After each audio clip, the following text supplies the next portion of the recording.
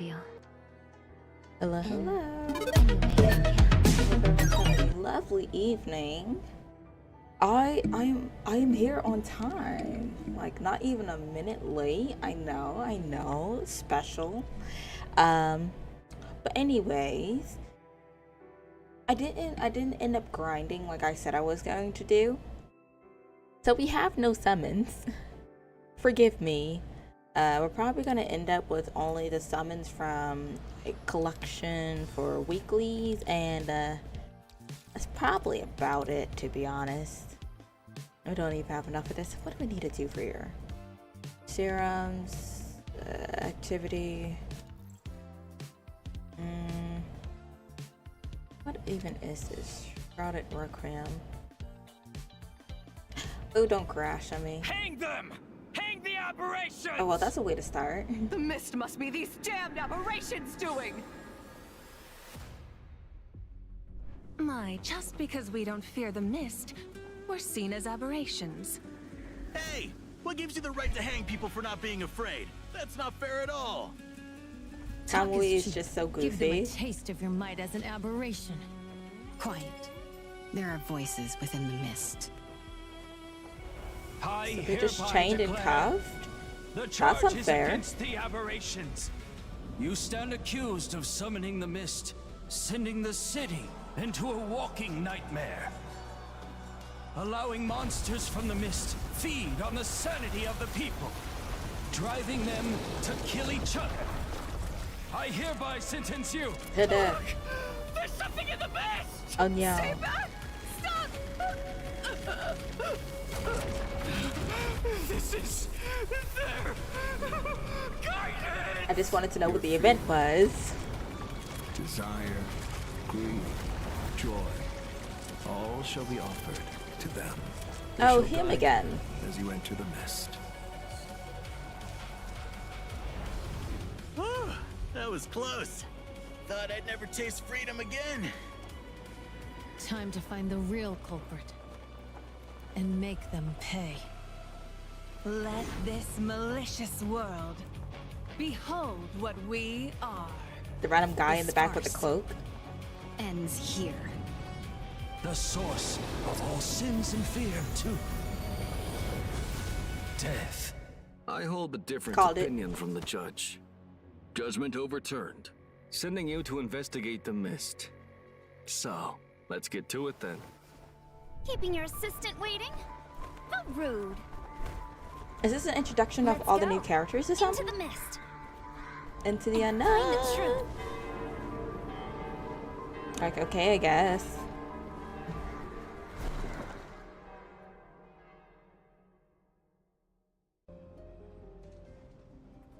Do I finally figure out what this is? Welcome to the world hidden within the mist. The truth within the mist remains elusive. Let's begin our investigation. Oh, is it gonna force me to go ahead and play this? Okay. A wish lingers unfulfilled in your heart before you depart. Do you wish to save the world as a hero, or avoid dying in disgrace as a despised aberration? I clicked. I guess we're just gonna figure out what this is.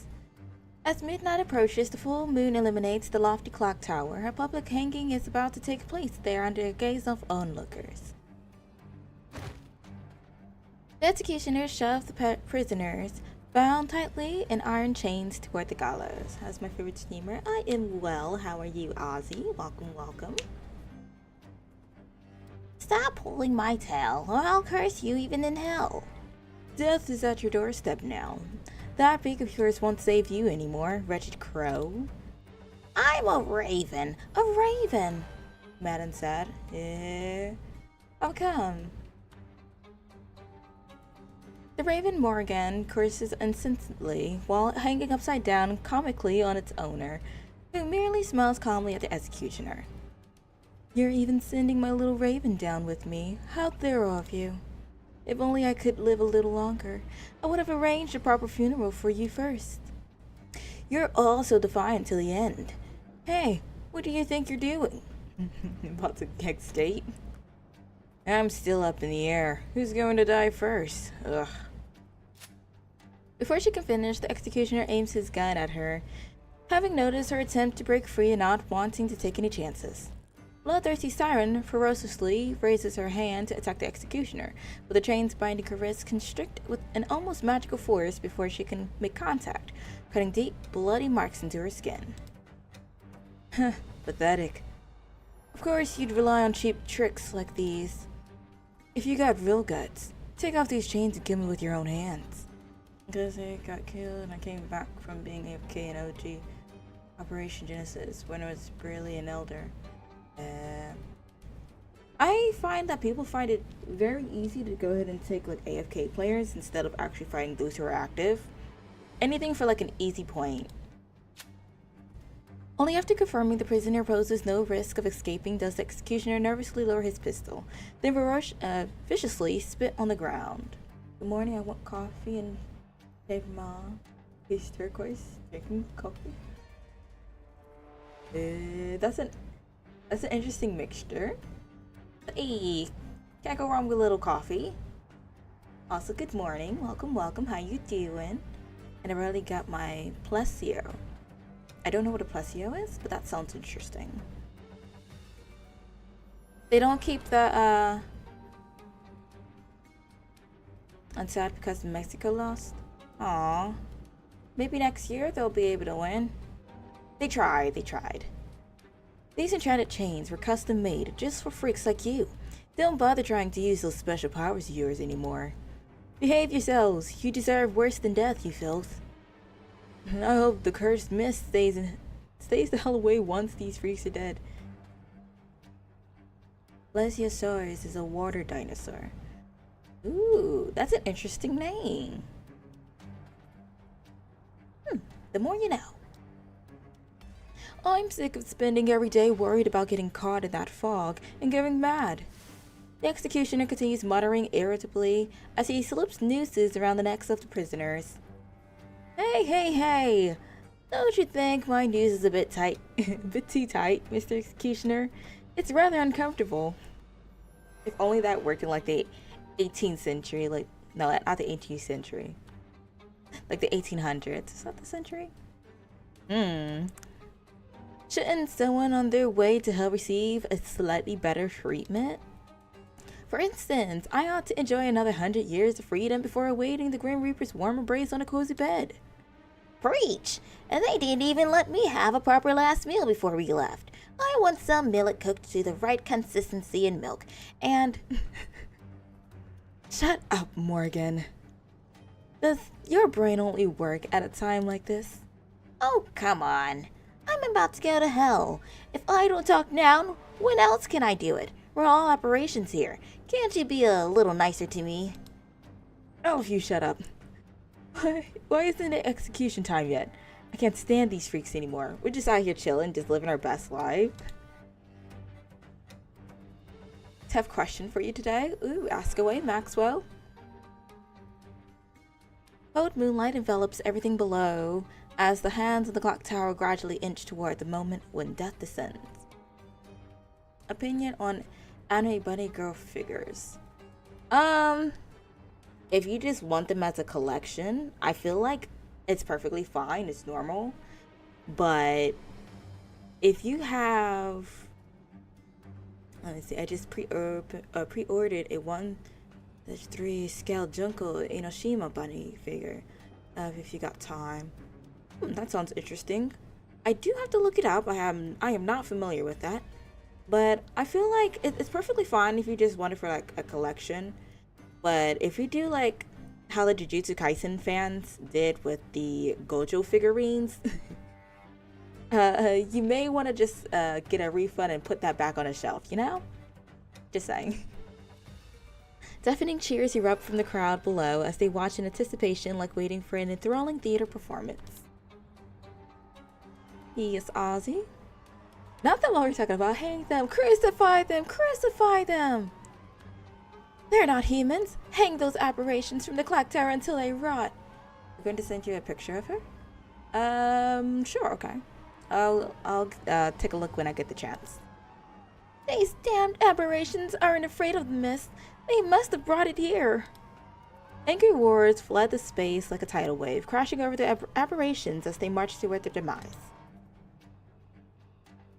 People say the aberrations offer their souls to the Archdevil as tribute, receiving supernatural powers in return and becoming their earthly servants.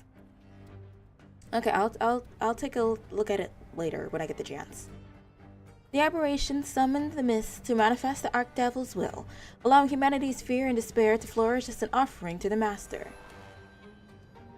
The first is known as the Crimson Countess, who walks in the night and spreads terror through darkness.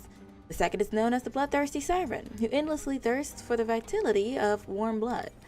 The third is known as the Revenant Hunter, who preys on the shadow in the mist, and more. The fourth is known as the Silent Undertaker, who leaves nothing but death in the countless paths she trods. And all four servants bow their heads to Grey Raven, their leader. When chaos and fear ripen in the mortal realm, they will summon the Archdevil and usher its descent to Earth. The executioner approaches you, viciously tightening the noose around your neck. Me just out here just chilling, like, okay. Sure, we're just facing our demise. I don't want you hanging there half alive, freak. I'm not doing you in with my own hands. Okay. Why didn't those officials send all you freaks here for me to hang at the same time? They have to keep one alive for who knows why. Those desk jockeys do nothing but flap their gums all day. What's going on in their noggins? Probably nothing. Let me look at the pictures. I'll take a look at them in a second. The executioner glares at the apparitions before him, then angrily spits on the ground. What are you looking at? Why not break free and save your apparition friend if you're so tough? Though he vents his contempt and disdain boastfully, your icy glare still sends an involuntary shiver down his spine. But unlike your companions, you show no emotional outbursts. Your gaze is fixed on the distance, as if something more pressing than death occupies your mind. Your thoughts drift back to the day when you and the other aberrations were sentenced to death.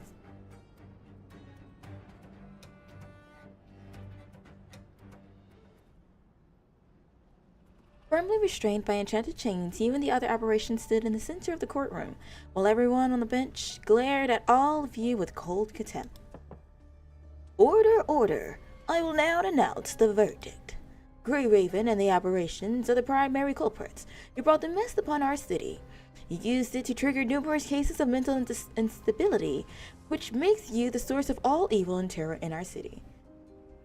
I really want to see the evidence they have on how they came to this conclusion. I sentence you all to death. You will all hang from the gallows. What evidence do you have to convict us? We were just walking on the side. We never used our abilities to drive people mad or committed any crimes. You deem us criminals just because we don't go mad in the mist? You've just confessed to your crimes. Where? The fact that you do not go mad within the mist proves you are the masterminds who brought it upon us. That is all the evidence we need.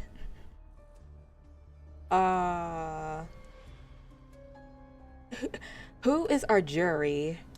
I need answers. At least let us try to prove ourselves. You'll never know the truth if you kill us. You even refuse to explore the mist. You're just abusing your power. The Grand Inquisitor paid no heed to your pleas, merely waving at the executioner who had been waiting nearby.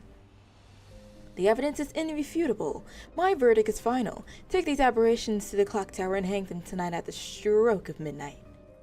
I feel like they're gonna go ahead and like nuke us, and then the mist is still gonna be there, and they're gonna be disappointed. Like, why isn't it gone? And we're just gonna haunt them.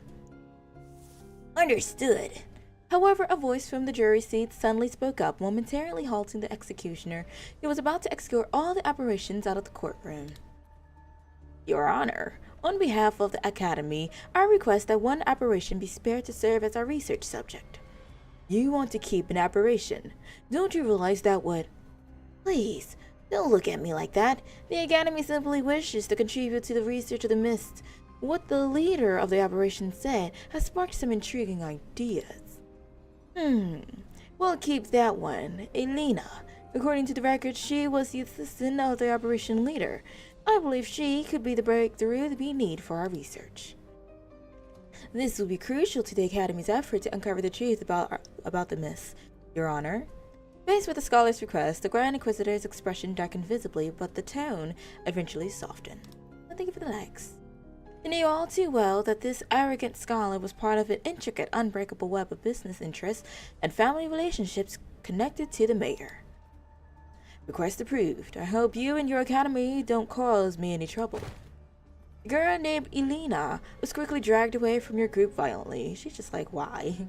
Why are we here? Just to suffer. Yet her face did not show the slightest hint of relief at escaping death. Instead, she marched straight up to the Grand Inquisitor with an utterly defiant attitude. Hey, what kind of Grand Inquisitor are you supposed to be? There's nothing fair about this at all. That so-called scholar just spouted some nonsense and you went along with it like his lapdog. We didn't do anything wrong, yet you're treating us all like criminals. Even with Elena's hands bound by the enchanted chains, that rendered her incapable of causing any harm. The Grand Inquisitor still reveled a flash of fear toward the aberration in his eyes. Like, we could literally be humans who are just immune to mist, fog. He rose from his seat instinctively and took several steps back, his imposing frame nearly tripping over the chair behind him. He should have tumbled. Right? Can I drop kick him? Absolutely. Absolutely. He should have tumbled when he tripped over the chair. Then, realizing he was reacting like a startled animal, the Grand Inquisitor straightened his posture and ferociously slammed his gavel down, bellowing at his subordinates. What are you standing here for? Get this disruptive brat out of my courtroom. You freaks, it's time for your final journey. Ha ha ha, he's such a... Your Honor, get your... Don't run away from the loud. We finna all jump you. I can't wait to prove to be like, a suppress shorty. You in fact are wrong.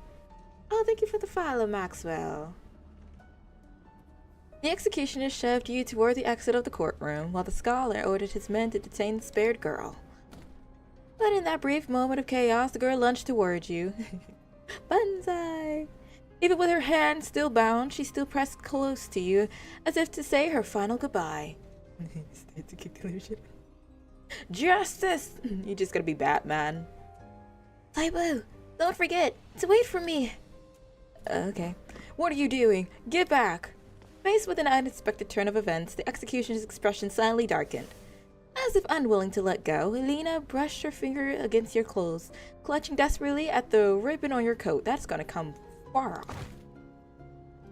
We spared your life and you're still causing trouble? Do you have a death wish? The executioner's rage intensified as he violently shoved the girl away.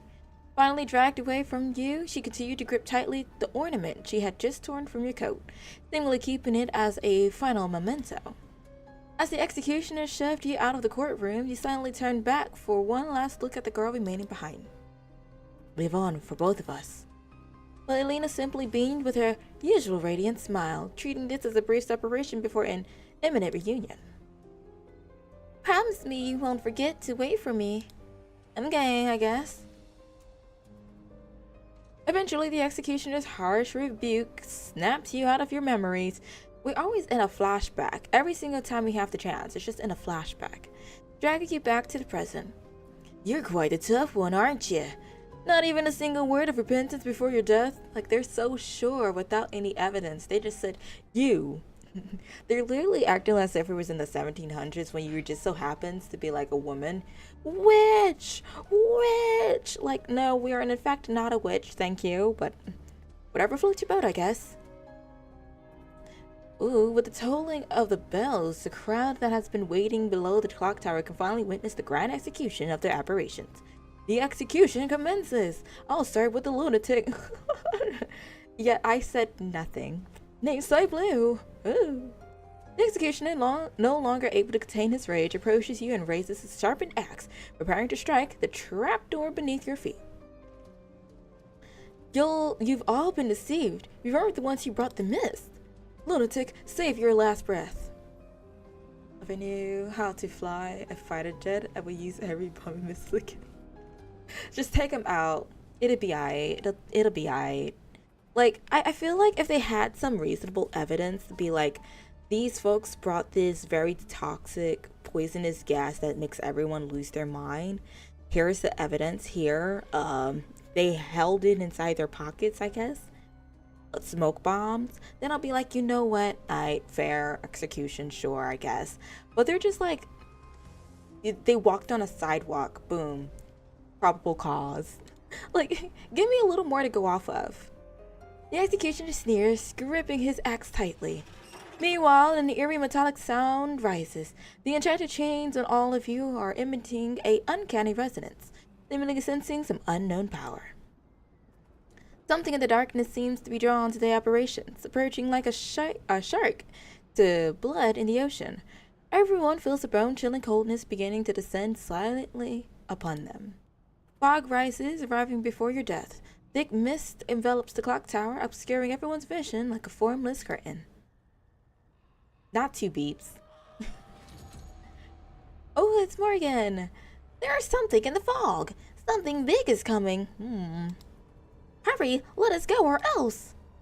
I should have killed you all sooner. Oh my gosh. Like, we're blind too. We can't see nothing. We're getting affected as well. The executioner puts all his strength into swinging the axe down toward your feet. But his raised motion suddenly freezes mid-strike, as if he had been turned to ice.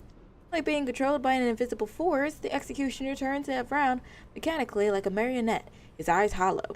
They are coming. I feel like the Plants vs. Zombies theme should be playing, like, who's coming? The executioner mutters incomprehensibly before collapsing weakly to his knees. Meanwhile, frantic shouting erupts from beneath the clock tower. We did nothing. Don't blame it on us. The mist is here. There is something in there. Something is in the mist. We all know this. We all know. It's Dracula. Let me stop. The flowing dense mist descends silently, slowly enveloping the clock tower like the Grim Reaper's cloak. I would be sprinting. I feel like they're running a little too slow. Your brother? Absolutely not. No. No. A figure slowly materializes within the mist and amid screams of terror. Though its form and face appears humanoid, it hovers like a ghostly apparition. The real Abaddon's. An invisible pressure looms over the crowd as indescribable terror instantly grips everyone's mind. The figure doesn't speak, yet a chilling voice penetrates everyone's mind like a blade, slowly cutting away at their sanity. That voice is definitely not human. Eagle Boogle, you're not a wet noodle. I am their herald, or herald. You shall welcome their return on this day and become their children. This is the proof of my devotion to them. Executioner mumbles nonsense robotically, seemingly begging the apostle of the Archdevil to punish him. The apostle waves, and eerie shadows advance through the mist, silently closing in on the unconscious executioner like bloodthirsty sharks. Tentacles extend from the shadows, coiling around his neck before plunging deep into his throat, greedily devouring the essence of reason and soul within him. Okay, before he started taking everyone out, at least unchain us, so we can have a fair fight of fighting back. Just a little itty bitty bit, maybe. You'll be right. The executioner's delirious ramblings fade, transforming into the choked gurgles of a dying man. Soon the human's voice vanishes completely, leaving only the faint slithering of monstrous tentacles as they constrict the body. Finally, the unsated tentacles release the corpse, prowling through the mist in search of their next prey. Here I've been myself sending pictures of the bunny now. Give it to you. Ooh, interesting. Interesting, okay. The crowd, paralyzed by the apostle's overwhelming presence, finally explodes into desperate screams. The Archdevil! Oh dear God! Stay back! I don't want to die! I'm back. Okay, I'll take a look at it. Honestly speaking, I was just supposed to see exactly what the event was, and I ended up getting dragged into a story, so I'll probably take a look at it after the story for here, and then I'll go ahead to take a look at it and then go to the side stories. There is no escape from the mist. Formless terror materializes in poisonous vines, boring into every mind and stirring the most primitive fear from the depth of their souls. The desperate pleas for help gradually transform into strange, delirious chants. I see their relic. Here, right here. Swallow the relic. Become their children. Actually, don't swallow the relic. That's a bad idea. I'll do it in a second. The last vestige of human sanity is stripped from their minds. Then disturbing sounds of gnawing and swallowing emerge from the mist. Target locked. All of them is just facing their outer demise. Brain matter, eyeballs, nom. Yeah, I think it needs to go, and I think it's a lost cause. Oh, the taste. This is the command. Yes, a nice eyeball to go a long way. A feast suddenly erupts within the crowd. Those haunted by strange shadows in the mist transform into deranged hunters, pursuing their own kind. No one remembers the execution that was meant to happen at the stroke of midnight anymore. Their hatred for the apparitions has transformed into a madness that now spread amongst one another. Dun dun dun! The deathly pale fog is gradually filled with the crimson flow of human blood. Screams rise and fall, weaving a tapestry of fear and despair. Yet the disturbing undercurrent of maniacal joy and desires lurks within this cacophony. The Archdevil's servants watches from above as the host of the feast, savoring the spectacle unfolding below. See why they hate me. The thing is that literally, we're still chained up on the gallows. And these folks is just like, you know, they turned amongst themselves. We did nothing. Your fear, desire, greed, joy, all shall be offered to them. They shall guide you as you enter the mist. As the apostle speaks, more shadowy figures emerge from the mist and surround the panicking crowd. Each tentacle of these apparitions emanates the hunger for human sanity and souls. After savoring the executioner's fear, the shadows wrap their tentacles around nearby civilians. Oh, let me go! Don't hit me! Ebar.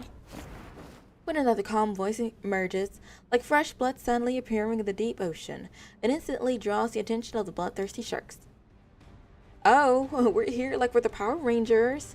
Those people are not your prey. Come for me instead. Sounds. Ooh.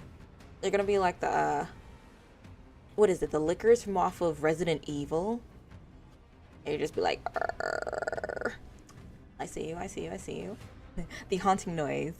The moment your voice rings out, the tentacles of countless shadow creatures falter for an instant. Then the apostle of the Archdevil finally turns his inhuman chilling gaze toward you. You stand resolute within the mist, seemingly untouched by the terrors that spawn from its depths. Despite still having a noose around your neck, you fearlessly speak up for the people who tie it around your neck. Yeah, dino mover ready. Fires away. The apostle's finger twitches slightly. He's mad. And the enchanted chains that have been binding you vanish like a miracle, as if being removed by an unseen force. Interesting specimen. You too should become part of them. The power you stole from the divine form must be rightfully returned as tribute. Everything you are belongs to the mist. The shadows of the mist close in with alarming speed, but you, a mere human, respond with action rather than words, under the apostle's contemptuous gaze. Ooh, die, ooh. Down free from your noose, you dodge swiftly while your hand seizes the dead executioner's weapon in one fluid motion. Okay, we are smarter than most horror characters. I like this. Ooh, the bullet bursts from the chamber, striking the apostle squarely between the eyes. The spirit crimson gushes out. Ooh, but does it do anything? But your attack only causes a slight twitch in his placid expression. The bloody wound pulses briefly before instantly sealing shut, leaving no trace behind. Pathetic mortal. I guess that didn't do anything. Your defiance fails to provoke even the slightest reaction from him. Okay. We will keep trying. I feel like we need to all jump him. Kind of treat him like they did Makima from Chainsaw Man. So he doesn't regenerate. Bullets sever the majority of the incoming tentacles, causing them to narrowly graze past you. From the deeps. Ooh. Y'all. Tingly intrigued by your unexpected defiance, the apostle of the Archdevil displays something resembling a human smile on his face. The cyber tentacles behind you rapidly regenerate under his influence, attacking you again with frightening agility. Where's everyone else? With a sickening wet sound, multiple tentacles impale your limbs simultaneously, sending blood spraying in all directions. Ouch. Yet you do not cry out in agony or beg for mercy. Instead, you grip tightly onto the very tentacles piercing through you. This exquisite agony of hovering at death's threshold is what you can offer them. He needs to go home. Demon Slayer would be my third anime. I would say if you watch Demon Slayer, your expectations for a good handful of the anime, especially for the animation, is going to be mad high. But I'd say if you're just looking for some good plot, good animation and stuff, I say yeah, go ahead and watch a little Demon Slayer. Absolutely. The tentacles impaling your limbs burrow deeper, twisting slowly as if trying to stir terror from the depths of your mind. But you remain unresponsive, maintaining your stance with eyes tightly shut, as if attempting to read something through the macabre connection binding you together. I don't know why I read that so crunchily. Then suddenly, you open your eyes with unwavering determination in your gaze. It impelled my eyes.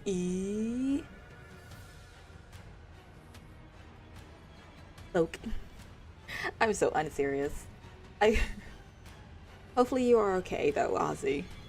Hello, Enigma. Welcome to the stream. How you doing?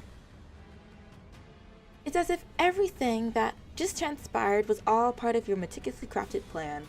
Doing me? I am doing well. Excited. The Cyberpunk trailer for season 2 landed on my feed today, and I'm quite excited. What's question mark? No. I'm terrified. It's just like I feel like how the comments said. I'm just like, ooh. I like the cast of trauma-inducing characters that is going to probably not live to the end of the 12 episodes, but they look cool. Excited and also scared. And indeed. In that instant, the apostle senses something unexpected through the tentacles. A reverse pulse of power emanates from within you.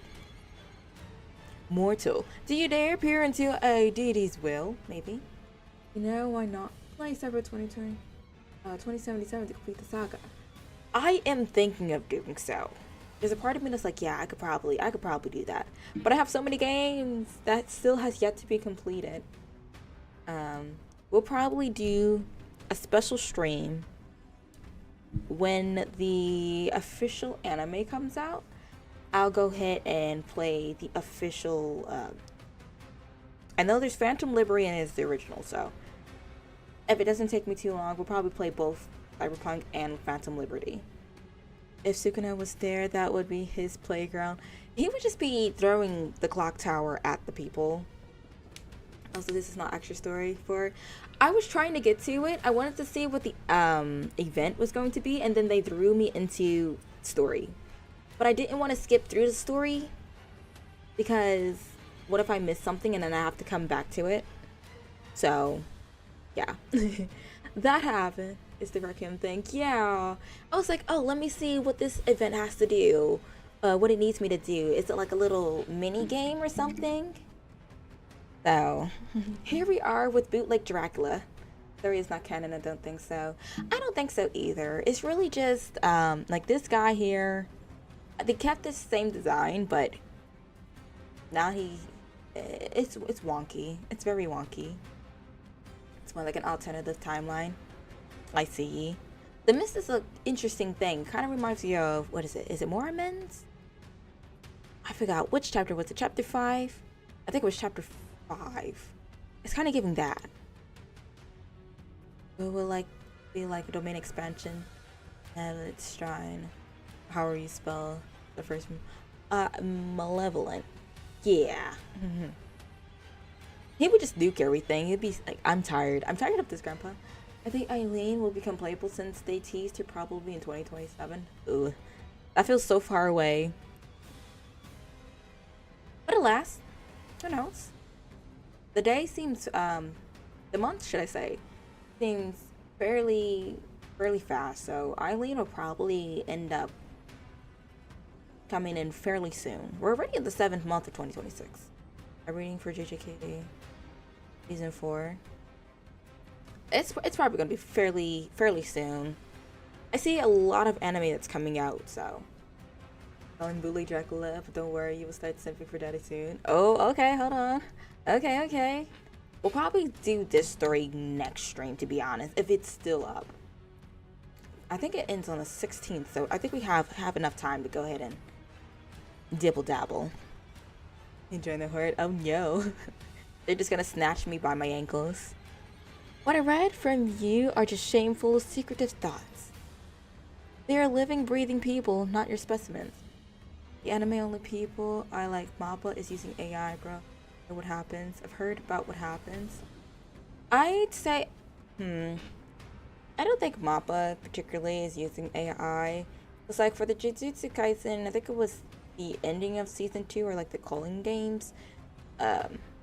They definitely did not finish any of the animation. They just have so many animators, but it's just like not enough time. This is permanent. The countdown looks like for the rewards. It will decrease when the period is over.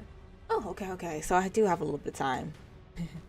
Cue me to procrastinate. You're living, breathing people, not your specimens. And certainly not offerings for your master. The Apostle of the Archdevil gives no verbal response, instead extending another tentacle from the void that slowly advances toward the center of your forehead. They had to make it sure, not just head, but the forehead. But at that moment, a faint ray of light appears in the mist, emanating from your palm. Abby, is that you? It's like no. Person advised to skip this so we can finish EX04. Oh wait, is the story long? If it's long, wait, will I be able to go back to it? Never mind. Like the hero stealing fire from the gods, you seize power from the apostle and awaken some mysterious power that has long lain dormant within you at the cost of your own flesh and blood. It is very long, yeah, and you can still come back to it. Aww. I mean, if it's like an hour or an hour and a half, that'll be fine. But if it's like 2 hours, then that was a flashbang every single time. Then I guess we can probably come back. I feel like we're kind of like 30 hours. Oh, it could be 30 hours. Is it all in one go? Because if it's just 30 minutes, that's fine.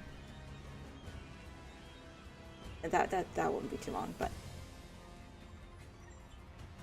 I mean, if it's just I don't know which one I started from, but if it's just like in parts, I can do parts. 80 hours, all of it, cause this has long games. And it's not in parts? Hold on. I have to see. Have you ever slept with a train passing by your grandparents' house? No.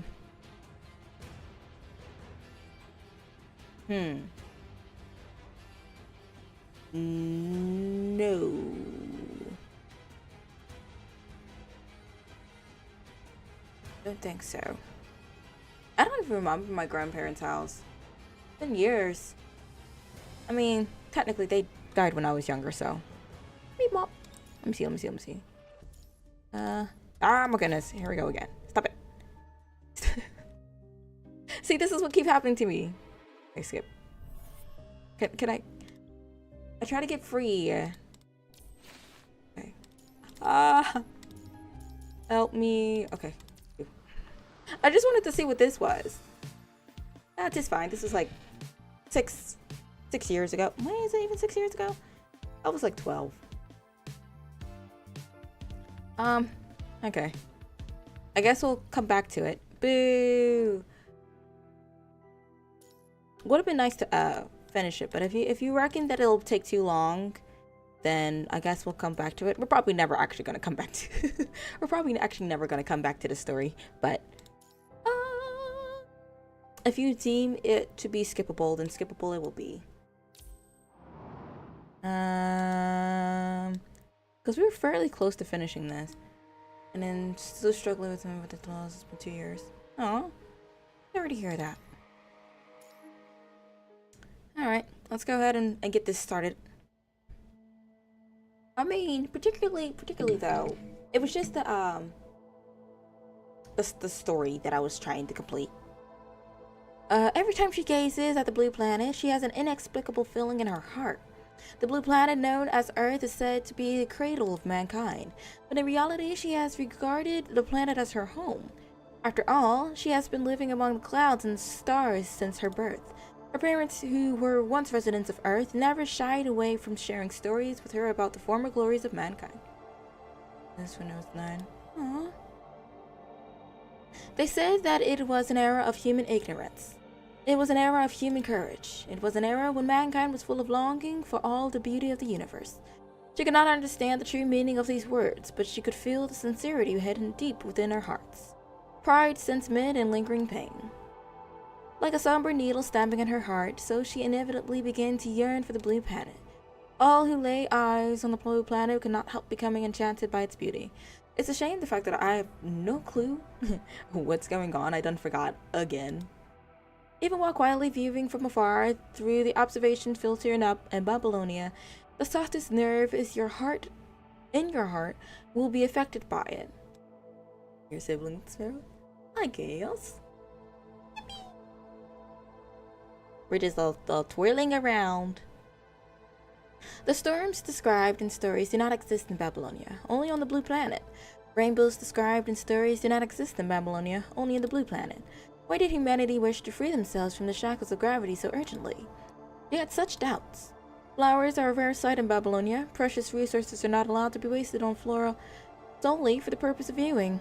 Such fantastical things can only exist in photo albums and stories. Particularly for me, if I was a female, you're like, what, 21? Yeah, you asked, wait, was it yesterday? Yeah, I think you asked yesterday, because he was like, guess my birthday. If possible, she wants to see a sunrise with her own eyes. She wants to see stars spread across the night sky with her own eyes. Have you watched Stayed Alive? Ooh, I've watched some of it, but I haven't finished all of it. Only because I'm more or less like a mecha. I prefer more mecha action type of thing. Like I'll watch Blood Sea. I watch Altino Zero. I'll watch let me see here, Code Geass. That one's a little mecha. It's pretty good, honestly. I Lelouch v Patani. If you ever hear me say that, that's where it's from. But Data Life, I know a little bit about it, but it's not something I particularly. Oh, thank you for the roses, Shadow Jones. Thank you, thank you. It's not something I particularly was really interested in, but I have yet to get back to it. I am going to finish it one of these days. I have it on my list of animes that I have yet to finish.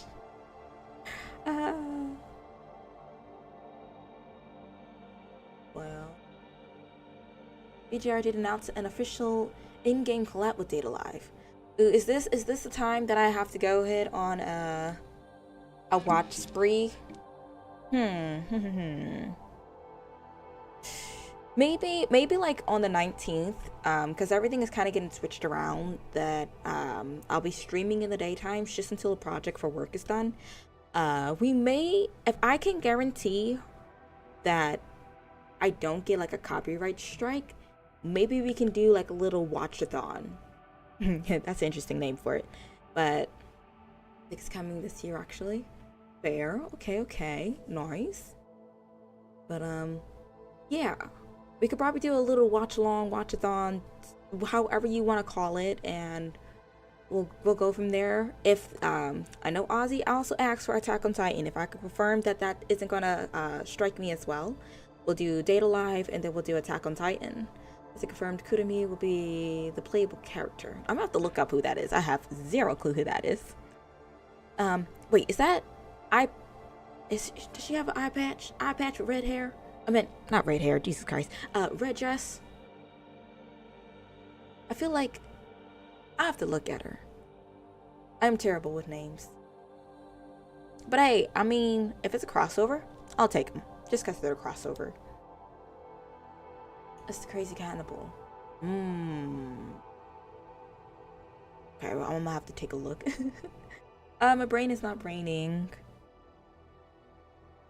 She wants to see rainfall form a river with her own eyes. She wants to see snowflakes cover the ground in a blanket of white with her own eyes. The changing of seasons, the waxing and waning of the moon, the thunder in spring and the rustling pines in winter.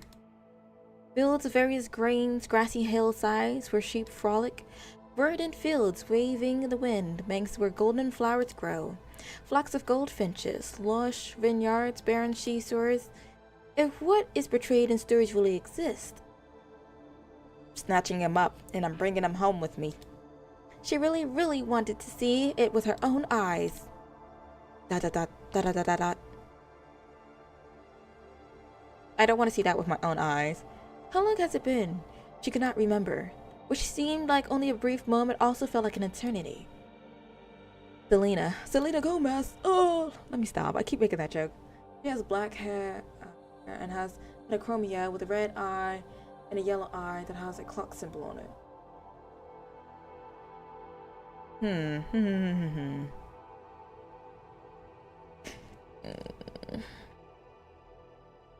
After we're done with this chapter, I'm gonna have to look at, but yet,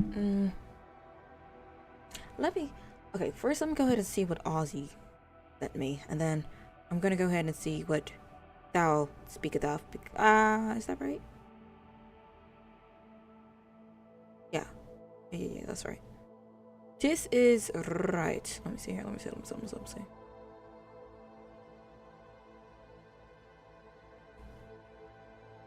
Oh, it's Danganronpa. Okay. Let me see here. You say. Let me see. Kuromi.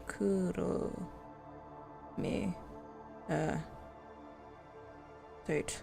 Life. Okay, yes, it is her. I thought she had an eye patch though. Am I going crazy? Okay, yeah. I thought it was her that she was mentioning. Okay, word. Her brain does not fail me. It is the one with the red dress. The CG was gorgeous and is. The pain that keeps pressing her heart stops suddenly upon hearing this name called out. The moment she opens her eyes, she recalls what all had happened. The original promise was now a nightmare. What she wants to protect has become the source of sin. At first, she only wanted to inherit the legacy of her companions. But why has she ended up here? Because plot convenience? No, it's not convenient at all. She's not main protagonist. She knows within her heart what to do now. Good afternoon. Since watching your live stream and sending love from the Philippines. Oh, thank you. Also, good afternoon. I hope you're doing well, Dexter. And I definitely appreciate it. Thank you for the follow as well. Give you a little heartsies. Well, there you go. Heartsies. Embracing the black needle left by the familiar yet strange human, she thrust it into her power source. Let everything end here. Looking up, she seems to catch a glimpse of skylight. At that moment, all of her misery fades away. Is this what looking up at the sky from the surface of Earth feels like? It's so beautiful that people forget fear, pain, and hatred. Bathed in the brilliance, she feels like everything is gradually evaporating away. She looks like one blow and her legs and everything will just collapse, just crumble away. Before everything disappears, a poem left by the Golden Age suddenly appears in her, the chaotic and collapsing mind.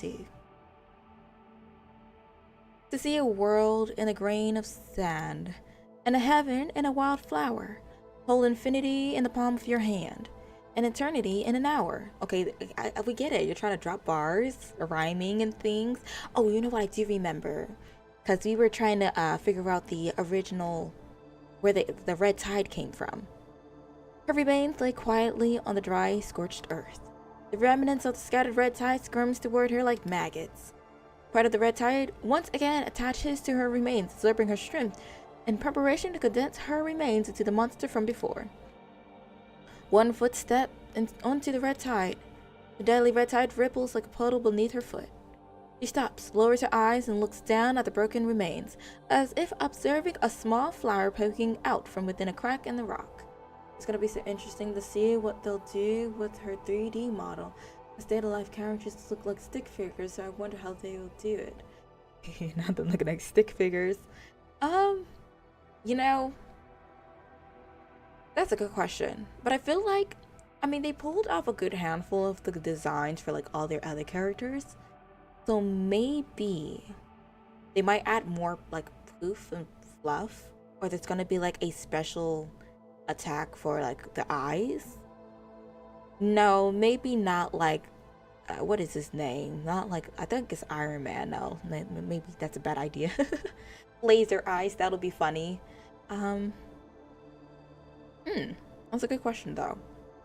I feel like they'll probably buff her up just a teensy bit so she looks believable. If the light words are scattered by the wind, like while watching Data Live, I was always like the MC directly. Typical MC. I feel like when you look at like, I think it's, what category is the anime in? If it's just in, oh man, I forgot which genre it is. I know it's not action. It's along with Kawashima Maid-sama. Can my brain work just a little bit? No. Look it up.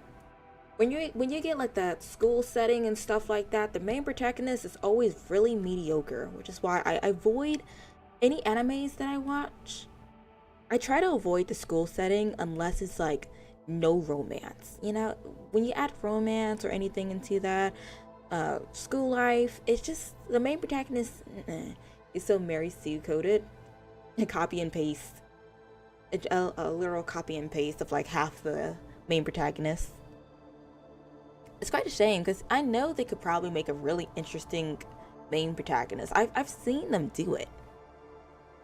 As if she has received some response, she leans down and extends her hand toward the blue light on the chest of the remains. We're just gonna snatch this off. The disfigured body trembles violently. The head of a creature bound to Selena seems to receive instructions. Standing in a savage posture of growing ferocity, it suddenly turns into a surging red liquid, plentiful and flowing, gradually fading from Selena's body. I feel like, honestly, when you have a... Wait, it's her? Oh, that just broke my heart. Oh. Man. Why y'all do this to me? I was about to say, I feel like, it's really why a lot of people end up dropping series for anime, because the main protagonist is like, you know, it's supposed to be self-insert or whatever, and instead of being self-insert, it just becomes like distasteful, and you can no longer enjoy the story because the main protagonist or some of the side characters become so insufferable. You can't just, it'll be like fighting for your life between tree bark and live dogs. Like, either you'll get crushed or you get bitten up. It's not it. Just leave. She raises her fingers as if to bush aside. Messy hair. I feel like they're missing an R in there. The messy hair around the ears of the reborn girl. However, she does not touch her even up until she finally retracts her hand. The heterocore fragments turns to powder in her hands. She leaves without looking back. Not her. Like, I would have rather it was wow than have Shito in it. Some characters just gotta go. I don't know if you ever watched Fuka before. It's supposed to be a music anime, but anytime anyone mentions rate or mention your worst anime that you ever watched, Fuka always comes into it, because it's just like the main protagonist is dumb, and then the love interest is just dumb. Like, ugh. What is for Yuri? If you... it's Meme. Mean for Yuri. I did not know that. Okay. I will keep that in my mental notes. How long will it last there? I don't know, but it will be there. The sun probes from the eastern horizon. The morning glow pierces the darkness and fades to black upon reaching this far. Meeting these girls for the first time. Are you already horny when they tried to kill you? It's giving ReZero. Just a teeny bit when it first started. Or ooh, what is that one? No Game, No Life. That main protagonist was insufferable as well. An invisible boundary divides the sky. This distant east shines with the first rays of morning. Warm and bright, yet the sky above remains cloaked in darkness, cold and deep. This is a race towards the rising sun. Under the guidance of the Strike Hawk, you flee the deep and distant darkness as you set out for the bright and warm horizon. Okay. In the blue sky, there suddenly appears a beam of light more dazzling than the sun, like a meteor plummeting at your back. Before you can turn your head, you hear Wanshi. Don't look back. Okay. You heard the doctor. Don't look back, guys. Keep going. Don't look back. Cross that boundary and do not look back. Whether that be the head of a creature or the broken figure within, leave them both behind. Oh, I feel bad for her. Oh, I feel bad. It seems that as long as you do not think about it, the heavy sense of guilt will not overwhelm you. On the way back, the desert is still and lifeless. Without the well song, the red tide is not a stagnant pool. Knowing everything that went into this, your pace becomes increasingly burdensome. Among the haze, you see 3 familiar figures standing on a familiar hill in the distance. Before you can speak, Lucia rushes forward and hugs you tightly. Commandant! Commandant! Hey, what's poppin'? You feel her trembling. Aw. Don't ever do that again. No matter what. Don't ever go at it alone. I had Wanshi. Trust in him. He's a doctor. Surviving this ordeal should have filled you with joy, but now there is only grief.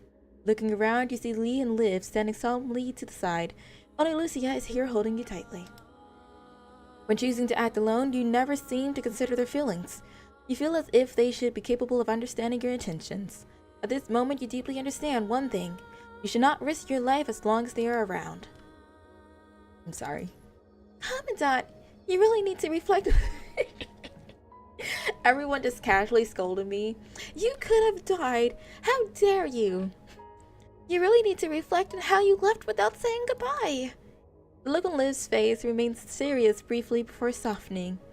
You need to cherish yourself. He looks you over steadily without saying a word. He seems to understand everything. He's disappointed. He pats you on the shoulder. Tired? Get some rest. We'll talk about the report later. At least we're not about to get nuked. That's a bright side. I've compiled a report on the specific matters of the Grey Raven's violation during the operation. I'll submit it to Babylonia when the time comes. Selena's story is really sad. It doesn't get better in future chapters about her. I have a feeling they select a specific few and they're just like, you know what? I heard you was having a great day. Let me ruin it for you. Let me do it for you.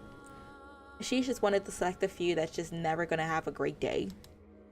Regardless of the final outcome, it is established fact that we acted without regard to the instructions of HQ. I got to go now, but I might be back later. Good night. Good night. Thank you for joining, Enigma. Looks like this time we'll be tied up in military court for a while. Got it. Are you not concerned in the slightest? Is it because you've got a big heart? Or are you really that fearless? Forget it. Now's not the time. All that matters is that you made it back safe and sound. There's one more thing regarding the refugees. He pauses in thought before continuing slowly. Most of them have still chosen to stay. Well, however, some have decided to leave. Ooh, considering that there aren't that many people, the temporary facilities will suffice, even if the conservation area on the surface is incomplete. Babylonia will soon dispatch a transport craft to relocate them.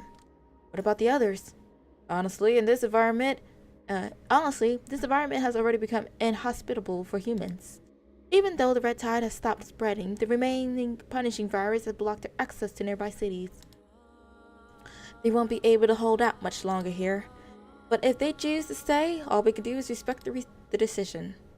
All of this was for nothing. I mean, we stopped the red tide. This wasn't for nothing. If consequentialism is the deciding factor, I wish it that the first time, then most of the actions in the world are meaningless. Not everything can be judged based solely, Jesus Christ, can I English, on the number of survivors written in the report. Please write, I don't think what you did was meaningless at all. Come on, Dad. You stood up for their hopes and dreams. You also saved a child. The fact that you fought until the last minute is precisely why both sides were able to come to a mutual understanding. Mutual understanding? Closing your eyes, your mind fills with the image of the broken figure's almost carefree smile after taking over the bit domain node. Within your thoughts, still in disarray, you're unable to conjure up a response to the three people before you. You cannot help but look to the scout who, like yourself, knows what really happened. After undergoing emergency maintenance, Wanchi is now quietly lying on a haystack, with his eyes closed as he basks in the sunbeam. He appears to be fast asleep. For a moment, you do not know whether to think about the constructs actually need sleep or to call him over. After some consideration, you decide not to rush over and awaken him. Having crossed such rugged terrain, a short respite is warranted. Regardless of the struggles on Earth, nothing will affect the eternal migration of stars. This planet has always been like this, equally cruel, equally compassionate. It seldom rains in the desert, but when it does, the sky is as clear and transparent as a mirror. The moist dust cannot be lifted by the roaring wind yet. At this moment, everyone stops to appreciate the beauty of the stillness. Hans, dressed in his starched and pressed military uniform, stands quietly outside the camp. I don't care what you say. Oh, he reformed. He did better. He changed his views and things. I still don't like him. He's stuck up. He thinks he's right. And he's supposed to be leading everyone, but everyone led him on this mission. Literally. If they didn't, he was just giving snark remarks. I still don't like him. I'm sorry. The surrounding scenery is embraced by a brilliant, transparent silence. Now, standing here, he can finally overlook the distant, sparkling coastline. He hears the rustling of footsteps from behind. Hans does not look back. The old man walks up to Hans and gazes off into the distance with him. Why didn't you retreat? Hans closes his eyes. It's been a long time since I've seen our sun rise. After a few moments, Hans realizes that he has not been on the surface in nearly 10 years. Like a soul without a home, exiled by the atmosphere and gravity, drifting in low Earth orbit. Now the children of Babylonia have forgotten about the Golden Age. They forgot where they came from and how their culture was born. They opened their eyes among the stars. For them, Earth is no different from the moon. We tell them that Earth is our home, but we can't tell them why. Soon everything will become a fragment of history. If I had to choose, I wouldn't leave. But as a soldier, he had no choice. Those who survive must continue the dreams of the dead. Only the living can see tomorrow. Only the living can exact revenge. Only the living can have hope. No matter how painful, no matter how unwilling, even if he has to destroy what he truly wants, he must leave. Should we not feel guilty? I think not. This burden of guilt nearly crushes him beneath its weight. He speaks one thing and believes something totally different. Hypocrisy at its finest, I guess. But it will also become a chain that binds him to the battlefield, forcing him to continue facing all hell before him. Until he dies, he will fight his way. No matter how disgraceful and despised by others, he will fight until his heart stops and shatters to pieces. Only he himself knows that he is not the unyielding pine others saw him as. Rather, he is just a tombstone that refuses to topple. Should he crumble, the glory of the Golden Age engraved on him will become dust in the long river of time, never to return. Okay. The man in his starched and pressed uniform leaves. Now only the old man remains standing, gazing off into the distance. At this age, can you still feel sorrow? Probably. I mean, if you sprint hard enough. Squint hard enough. In a trance, he seems to hear the sound of waves. Must be his imagination. From this distance, even the ocean breeze would be unable to carry the sound this far. This is only a residual sound from his memory. He slowly takes a seat on the ground. In the blue sky, several black spots suddenly appear. Those must be the transport craft sent by Babylona to pick them up. The old man glances back at the camp. Some people had come out of their homes, mostly young children. The lost boy is leaning against his grandmother and waving at the old man. I wonder if they're gonna send all the children while the old folks stay, or like how would that work? Or are the old folks going as well? The old man turns to wave back. Grow up big and strong, he says almost inaudibly. Life is full of all kinds of farewells. People he had come to know left his world one by one. Regardless of those he loved and hated, they're all gone. The ultimate yawn. This was just another farewell. You cannot leave this land. Many others cannot leave either. Some people will be bound to their hometown all their lives. Those who are about to leave and those who chose to stay say goodbye to each other. But there is no sadness on their face, because watching young birds leave the nest is not something to grieve over. So he's gonna be like the younger folks who head to Babylonia, while the old folks stay and just, I guess, rot away. He had a very long nightmare. Her body was torn apart, broken down, and then put together again. Supporting such a fragmented body, she lingered in the endless darkness until she forgot what she even looked like. In the haze, someone persuaded her to give up. If she were to give up, she would no longer continue to suffer. If she were to give up, she would not have to continue to face hell. Was anything left unfinished? She could not remember. It was as if she had already faded from existence. No, that cannot be. Don't strain your mind with trying to work this strange business out. At a convenient moment, which will be soon, I'll explain everything, and all these strange occurrences will become clear. A name passed through her mind. Although she could not recall the exact name, she missed it from the bottom of her heart. It has to be a family member. Either that or like the bestest of friends. Then a beam of light pierced the eternal night. The darkness was like a curtain, tearing from where the light shined, and slowly opening from both sides. Suddenly, her senses return. She slowly props up her upper body from the barren ground. She lifts her head and opens her eyes. The sun hangs in the vast blue sky. It is no longer the fiery ball of light and space that incinerates everything. The atmosphere makes it bless all life on earth equally. Oh, is this Selena? Is she finally awake? It is so gentle that people forget all their sadness. Here she sees sunlight for the first time, breathes her first gust of wind, and steps out onto earth for the first time. Who is she? Why is she here? Nothing matters anymore. She only wants to tell you all the miracles she saw along the journey. Ooh, a little cutscene. Yeah, Wanshi.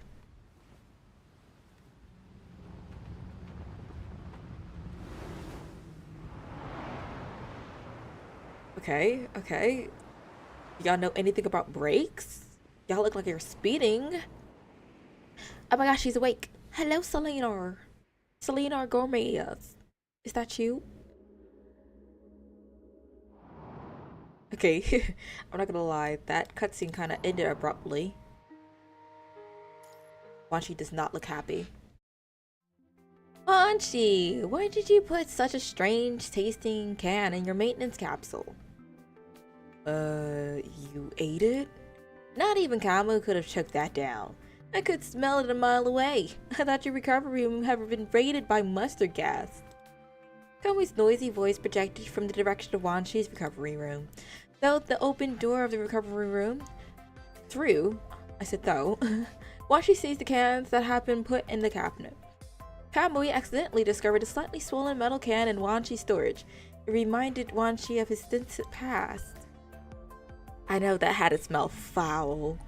Broken stone slabs and steel bars stand in the ruins. Smoke and dust in the air cast an oppressive haze on the area. The surrounding craters speak to the kind of devastation wrought on this land.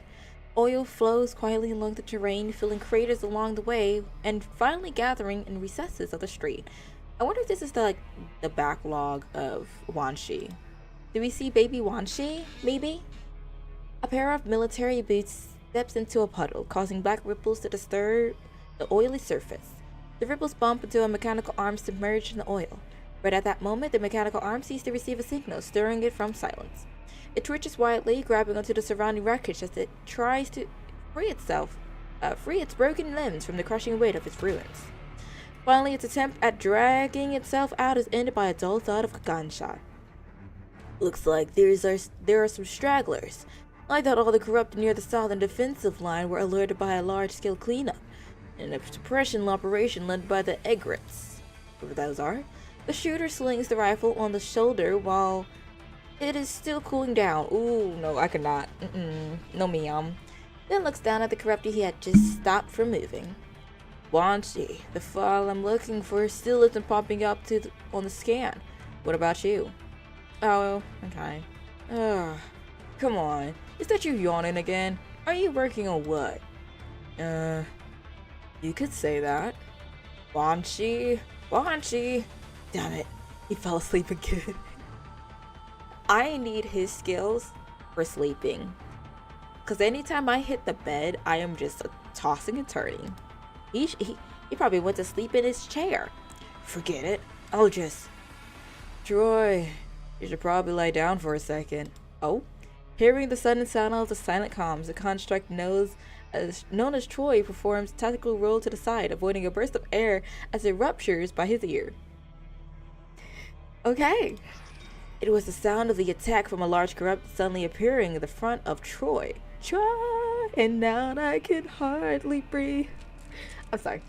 Anyway, building debris and the remains of smaller corrupted fall off its torso. As Troy raises his gun and aims at the large corrupted, a silver orb of light fires from the direction where he last stood. Following the blast, the corrupted begins to disintegrate from one of its arms. The mechanical joint shatters into fragments and splashes into the oil-filled crater. Finally, a silver orb of light penetrates the fractured memory shell, towering off to the side. It falls backward from the inertia of the impact, leaving mechanical residue on the ground. Ugh, another one bites the dust. Take 5. Trey gets up and looks back. He sees Wanshi, who is standing on the overlooking precipice in the distance. Stretch his arms and then lay down lethargically. Okay, he really moving incognito. Hey, knock it off. Quit sleeping on the job. Relax. That was the last one. What makes you say that? While you were running around looking for the data files, I was here scanning for enemies and taking them out. I didn't even have to move an inch. Quick and easy. Fine, whatever. Troy sighs, then climbs over a structure and continues to search the ruins. Anyway, the ruins sure are quiet. Hey Wanshi, when did you join the Strikehawk? Now that you're awake, I figured I'd ask while I still have the chance. You've been nosing on and off, so I didn't want to bother. Doze off again? It just happened by some weird twist of fate. Perhaps due to Wanshi's sudden response over the comms, or because he was not expecting that answer. Either way, Troy slips while climbing and the crumbling wall to the ruins. Right as Troy is about to fall off the wall, he hears the revving of an engine underfoot. A faint white light appears underneath him, steadily catching him in midair. Phew. You had me there for a second. Troy pats his chest with a free hand, then places his feet back on a sturdy section of the crumbling wall. After regaining his footing, he continues to climb. Wait, huh? That's nice. I heard that scouts don't have to go to the front line. That's why I joined. They lied. They lied. But you Strikehogs are in a league of your own. Like some sort of elite team? Of course. What scout hasn't heard of Strikehawk? But don't elite teams usually have a human called a commandant? Well, that's just an ordinary elite team. Don't you know who your captain is? Chrome is the perfect construct equipped with a specialized infra device who is responsible for serving as the team's commandant. Oh, and the other Strikehawks are equally 1 in a million. Any mission with Strikehawk is virtually guaranteed to be a success. Don't jinx us. Like, I found that Mother Nature loves when you're like, oh, what could go wrong? It will toss everything that could go wrong at you, at you. You don't say. I just thought there was something special about our captain and Kamui. How could you be so oblivious to all this? You don't know how much I envy you. As for me, my combat abilities are as ordinary as they come. All I could do is run fast and keep my mouth shut. That's why Commander Nikolai assigned me to this mission. He is just a blabber though. Honestly, I may not be afraid to fight corrupted, but I won't be first in line to fight them head on. So, thanks for the help just now. It was nothing. No need to be so modest. It was just an honest compliment. Just take it. He said thank you technically. After climbing to the top of the crumbling wall while chanting with Wanshi, Choi can now scan the large area below. Choi sees patches of corrupted and human remains piled up on the ground, alluding to a tragic battle that had taken place here. Choi bows his head in a moment of silence, then jumps down from the crumbling wall and continues onward. I feel like this is gonna be iffy. Chilly enough, this city was lost during the post-pandemic age too. But seems like this bloodbath here are the real reason I won't step foot on the front line. It's ridiculous that soldiers pay their lives in exchange for a total retreat. We're supposedly bound by duty to carry out orders, but every time I see those scenes, I still can't help ask these questions from the bottom of my heart. However, the answers of these questions are even more troubling. Troy smiles somberly, then tapped the position of his temple, causing a fluorescent panel to pop up in front of his eyes. Not here either. Wanshi, when will this endless war end? Everyone keeps asking the same question like we know. Like, if we knew, we'd probably stop it, like, decades earlier. Just saying. I don't know. What a pity. If one person dies on the battlefield, they're a hero. 10 people, they're martyrs. 1 million people, they're just a statistic. We're already sacrificed so many people. Is it true that our mission will only truly be complete once we achieve victory and humanity has taken back Earth? I don't know, but I had a dream about us winning the war recently. The spark spreads from a faint orb of light, igniting change all around the world.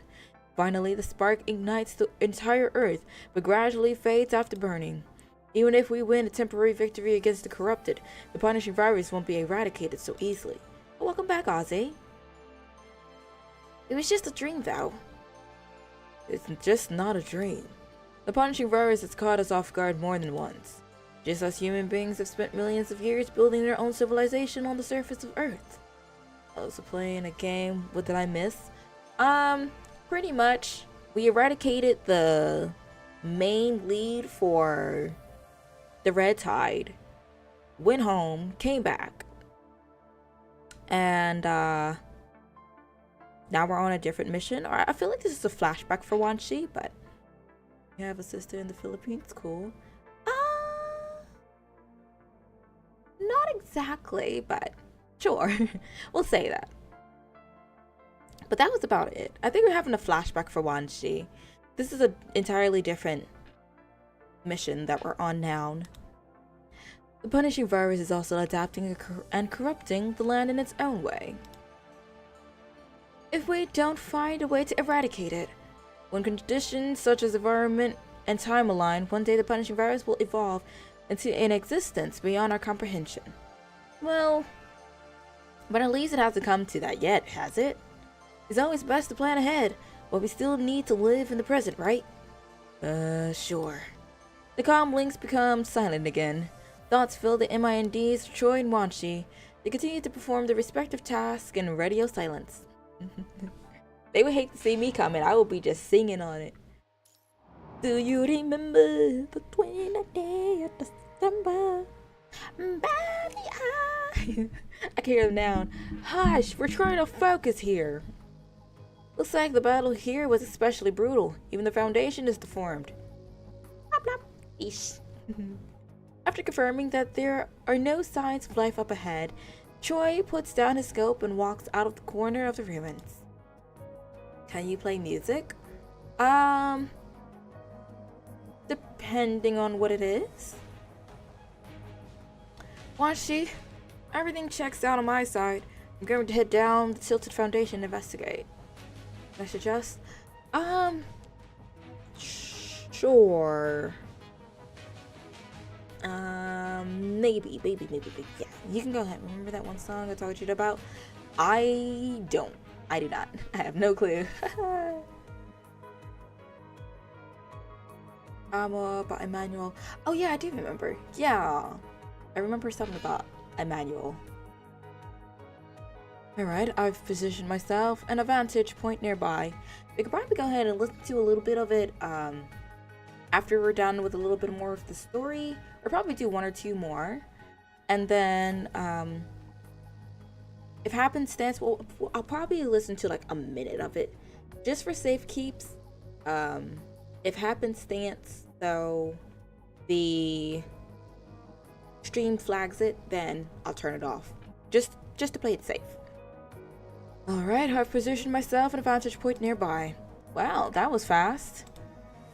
That just means I can kick my feet up sooner. I wonder how fast Wanshi can actually run. Joy checks Wanshi's coordinates on his panel, then looks up to see a sniper rifle nestled within a hole in the wall above.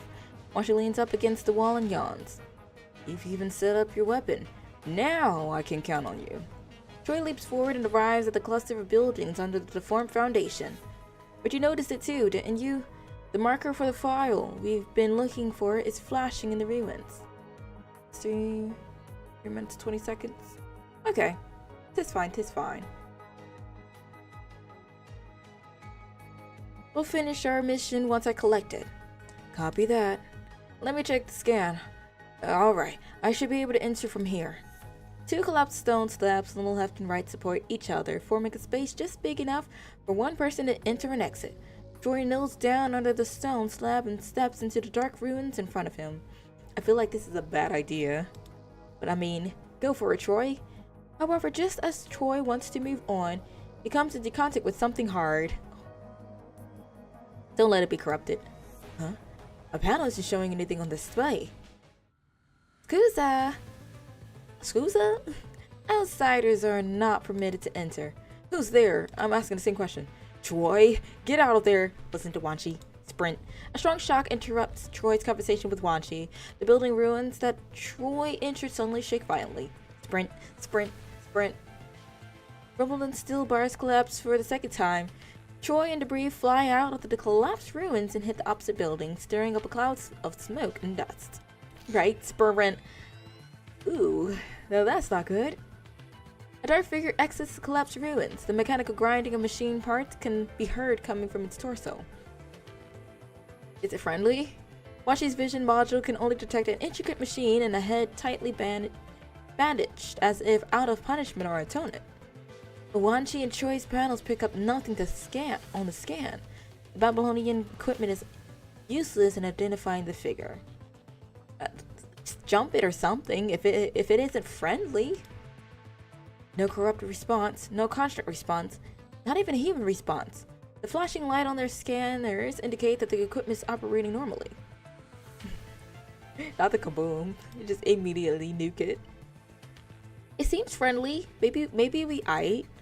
The position where the figure stands is devoured by thick darkness. Even light cannot escape. The moonlight and remaining light within the ruins does not reflect any color. Not clear throat. This is the first time I've seen someone this strange. Not the beeps. Have mercy, free me! Free me! Troy. Wanshi, I'm okay. That thing has what we need. I don't know. I kind of like Ozzy's idea. I think we should just nuke it. Let's maybe not get close to it. The dark figure inserts a chip into its chest, causing the mission icon to flash on their display panels. Seems like we have our eyes on the same file. It's alive. Don't tell me you connected yourself to this strange thing. Unfortunately, I cannot let you have it. I went through a tremendous effort to unlock Gestalt's encrypted lock. Who are you? Your worst nightmare. Leave. Just an insignificant gear. My job is to ensure that all operations run smoothly. The dark figure replies and walks towards Troy, who fell in the ruins. The gravel at its feet vibrates with each step like a pounding drum. Step away from him. Can we listen to Wan Shi? Wan Shi quickly rappels down as he empties his clip. Silver lights rain down on the shadow, only to be deflected in the air by blue lights. Is that a threat? Ooh. It seems that you can't simply die without pain. Troy, hold on. Outsiders must be purged. Alright, very well. We just got here, but I mean...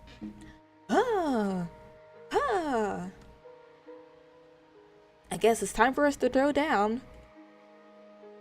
I have a feeling he's not gonna be too sturdy, hopefully. Either that or we're gonna have another, who was I fighting with? I think it was Alpha. No. Was it Alpha that I was fighting with? It's one of them I was fighting with that I had to continue to resurrect myself. Ooh, he got that cape. He got that drip on. Hold on. Oh, okay. What a trivial attempt. I did not get to read that. Okay, Spider-Man. Run away. Show me what other tricks you've got. Okay. Spider-Man. In this distance. Say less. Bing. Okay. But just one shot? Sir? What? Huh? Oh. Okay. Wait, can I not? Oh, okay, there you go. Why? Why does it keep going out? Stop it.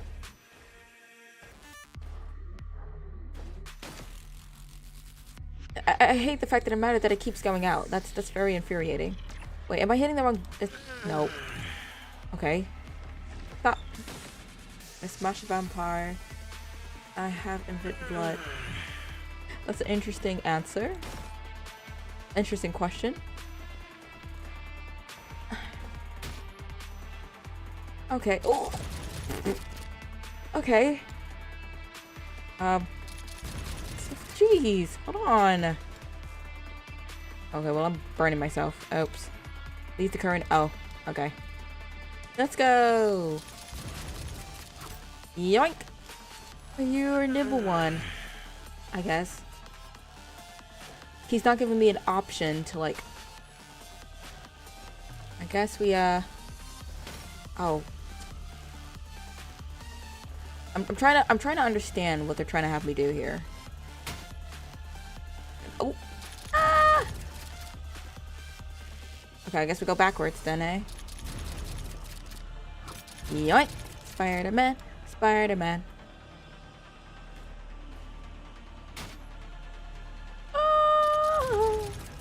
Let's see, where else can we go from here? Big fight, right?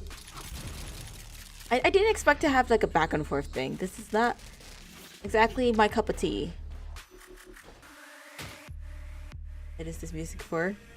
Usually they actually have me trying to put a little effort in, but they just have me going back and forth. I'm over here, my dudes. La la la la la. La la la la la. It's over. No, it's not. Farewell, I'm getting sleepy. You will sleep forever. Looks like you're the one to fall asleep first. That's random. Cockfight. Very much. This one is a... I give it like a 3 out of 10. Looks like. 5, 4, 3, 2, 1. Time's up. And well, Spider-Man. Spider-Man does whatever a spider can. Spins a web any size. He's put this... Oh, okay. I guess I burned myself. Ah! I can't move. What have you done? I don't know. Just some trivial work. Impossible. Impossible. Good night, big fella. I don't know. They really had him like, oh, he's some big bad wolf, and that's all it was. I'm coming right now, Troy. I will heal you. Sorry to trouble you again. Hold on, my dude. I have a feeling this isn't gonna be as easy, but you know, we're still gonna help you. Oh boy. I just knew he was gonna get it. Wait, did I say it was over? What? Oh wait, we actually had to fight him. Okay, hold on, wait. Oh snap! Plan to lie down first this time. Okay, hold on, yeah.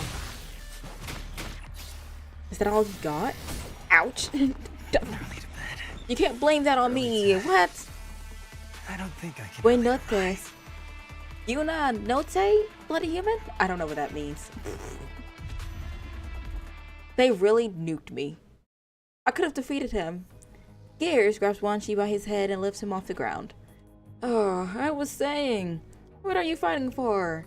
What was I made for? Wan Shi's lips move faintly, spitting out vital fluid on the gear. You cannot see the figure's expression, but he can see that the light source on its body gradually changes from fluorescent to dark red. You for jack shit. Pretty much, like, I ain't do nothing. Really out here having me, like, tickle him with a feather, and then called it a day. Oh, how blasphemous and banal. Gear slowly lifts up Wan Shi and throws him onto the ground, cracking the ground from the force of the impact. Wan Shi's body slightly bounces into the air from the pit at the impact. Just as he is about to land, Gear catches him by the left leg. Okay, I guess we got a bootleg Atom Smasher here? Endeavors deprived of faith are merely mundane shells, vulnerable and meaningless. How disappointing.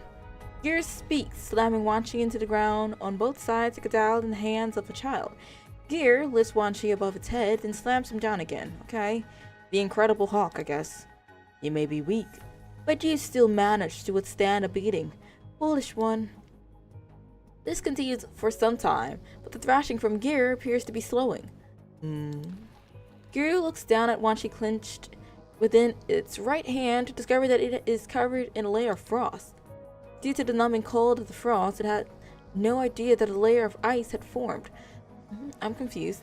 Although it is not thick, the ice affects its ability to control its limbs. Wan Shi lifts his right leg and delivers a powerful kick to Gear's forearm, coupled with the numbing frost of the joints of his right hand. Wan Shi is finally able to free himself from its clamp. After seeing Wan Shi break away, Gear immediately swings his left hand to catch its prey again. Falling to the ground, Wan Shi shoots a silver orb of light at Gear's head. Casually just flashbang us, we love that. Right as the orb of light is about to land a direct hit, Gear turns his head at an awkward angle and deflects the shot. You really think he's doing something, barely grazing the armor on its cheek with a trail of glistening sparks. The beam shoots off into the sky. Is that all, trivial scum? I feel like there is nowhere it can turn its head, but I mean, sure, I guess. Grievously wounded, Wan Shi smirks as if to indicate that the attack was not as trivial as Gear was led to believe. It quickly turns to look at the direction of the orb of light. Not big bag. It turns to discover Troy, which it had previously sent flying, floating in the air. Only once Troy firmly wraps the orb of light around its hand does Gear see the attack's true form. It is a silver conical claw attached to a transparent composite rope. This thin rope, which is now attached to Gear's frozen right hand, is connected to a snare gun wielded by Wan Shi. Sleep tight. Ate too much food to his neck. It's his chin. No. It's no neck ed once more again. Wan Shi tosses the snare gun behind Gear and quickly rolls to the side, flying behind the enemy. The snare quickly wraps around Gear and tightly ensnares his limbs. Once the snare gun completely secures Gear, it transforms to a square sheet and adheres tightly to the back of Gear, preventing it from freeing itself. At the same time, Troy grabs the silver claw and flies over and raised section of the ruins, then quickly descends to the other side. Troy's injuries causes him to collapse into the ground, kicking up a cloud of dust and smoke around him. That bro that was yawning as a girl? No, Wan Shi's a dude. The thin rope hoists Gear up, leaving it hanging in the air. That's some Scooby-Doo thing. Dragging his left leg, Wan Shi limps over to Troy and helps him up. Troy plants the claw onto the floor, then Wan Shi drops a frost grenade next to the claw. Do I call him a she? Wait, did it say she? I hit review. Let me see, did I miss something? Caused him, kick up dust. Once the snare gun completes the cure, it's transformed tightly into it. Name Beatrice with Silver Claw. The other side. Opposite the dust and then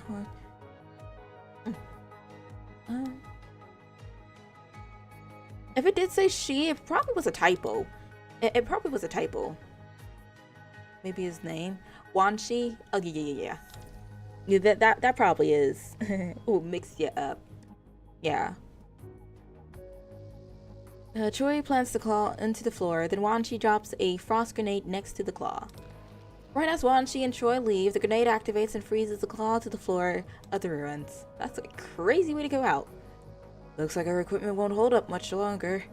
Have you relayed all of the enemy intel? No, I can't seem to send it. It's like something in the air is jamming our signal with Babylonia. Choi points up, but as Wanshi looks in the direction of his finger, oh no. All that can be seen is the thick cover of night that has imprisoned the entire area in darkness. Moonlight tries to pierce the dense layer of clouds, but only a dim glimmer of light reaches the ground. Okay, I kind of expected it to be like a Resident Evil thing. It's like he points up and then all of a sudden some Sukuna slices just happen, but a fog, I'll take that. Nothing on the scanner. Maybe it's the same composition as the thing back there. Initiate emergency evac plan. See that fork up ahead? Let's split up there. Then meet back at the evac point. Alright, got it. Sync up the time. 0043. 43. No problem. ETA for the evac point is 3 hours. Give each other a 5-minute window. 3 hours is a long time. Switch comms to stealth mode in 5 minutes to prevent us from being followed. After Wanshi gives the two of them basic first aid, they lean up against the corner of the building separating their paths. They are so quiet that they can hear their breathing. Signal off. Entering stealth mode. Dito. I don't know. Who's Dito? What is Dito? Why is Dito? After the final confirmation, Choi and Wanshi get up and break off in different directions. Right then, Wanshi hears Choi's voice coming from behind him. Wanshi, don't get yourself killed. Dito? Dito, yeah. I don't... With a T, though. I don't know who Dito is. The Pokemon? I wish. I don't think they would be having Pokemon moments. You know what? Leave it to Wanshi. It could be a Pokemon moment. Right back at ya. After saying goodbye, they part ways in the moonlight and walk toward the dark ruins before them. I feel like splitting up is a terrible idea. The ice crystals begin to gradually melt under the high temperature generated by Gear. Clenching his right fist, Gear breaks the composite rope, ensnaring its body and smashes it into the ground with a heavy thud. Then Elzion, run if you so dare, wretched fools. Why aren't they... They're just throwing anything they can think of at this point. Preparations must still be made for the path that will lead us to Sage. After losing its counterweight, the rope snaps and falls limply to the ground. Gear throws the composite rope, still clinging to its body, aside and looks in the direction in which Choi and Wanshi had left. Kill him already?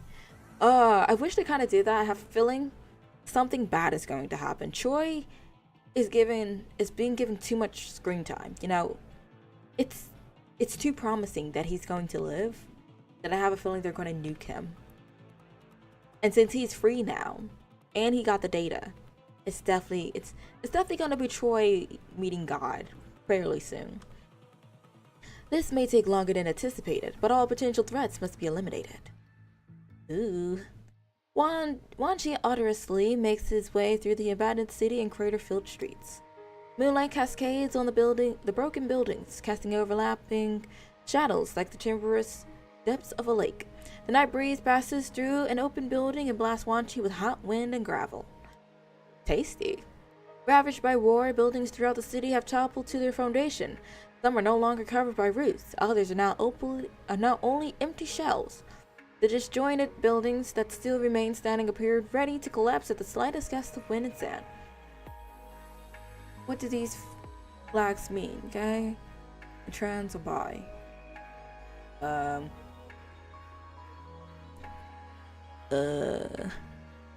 be honest, I have no clue. I know it's not gay. I don't know the flag for trans.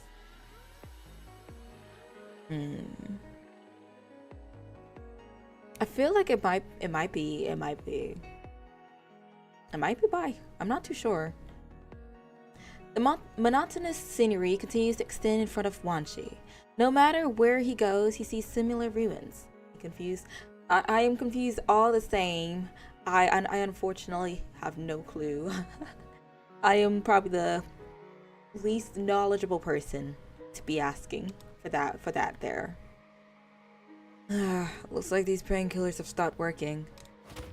The dormant pain begins to resurface, disrupting each of his data circuits.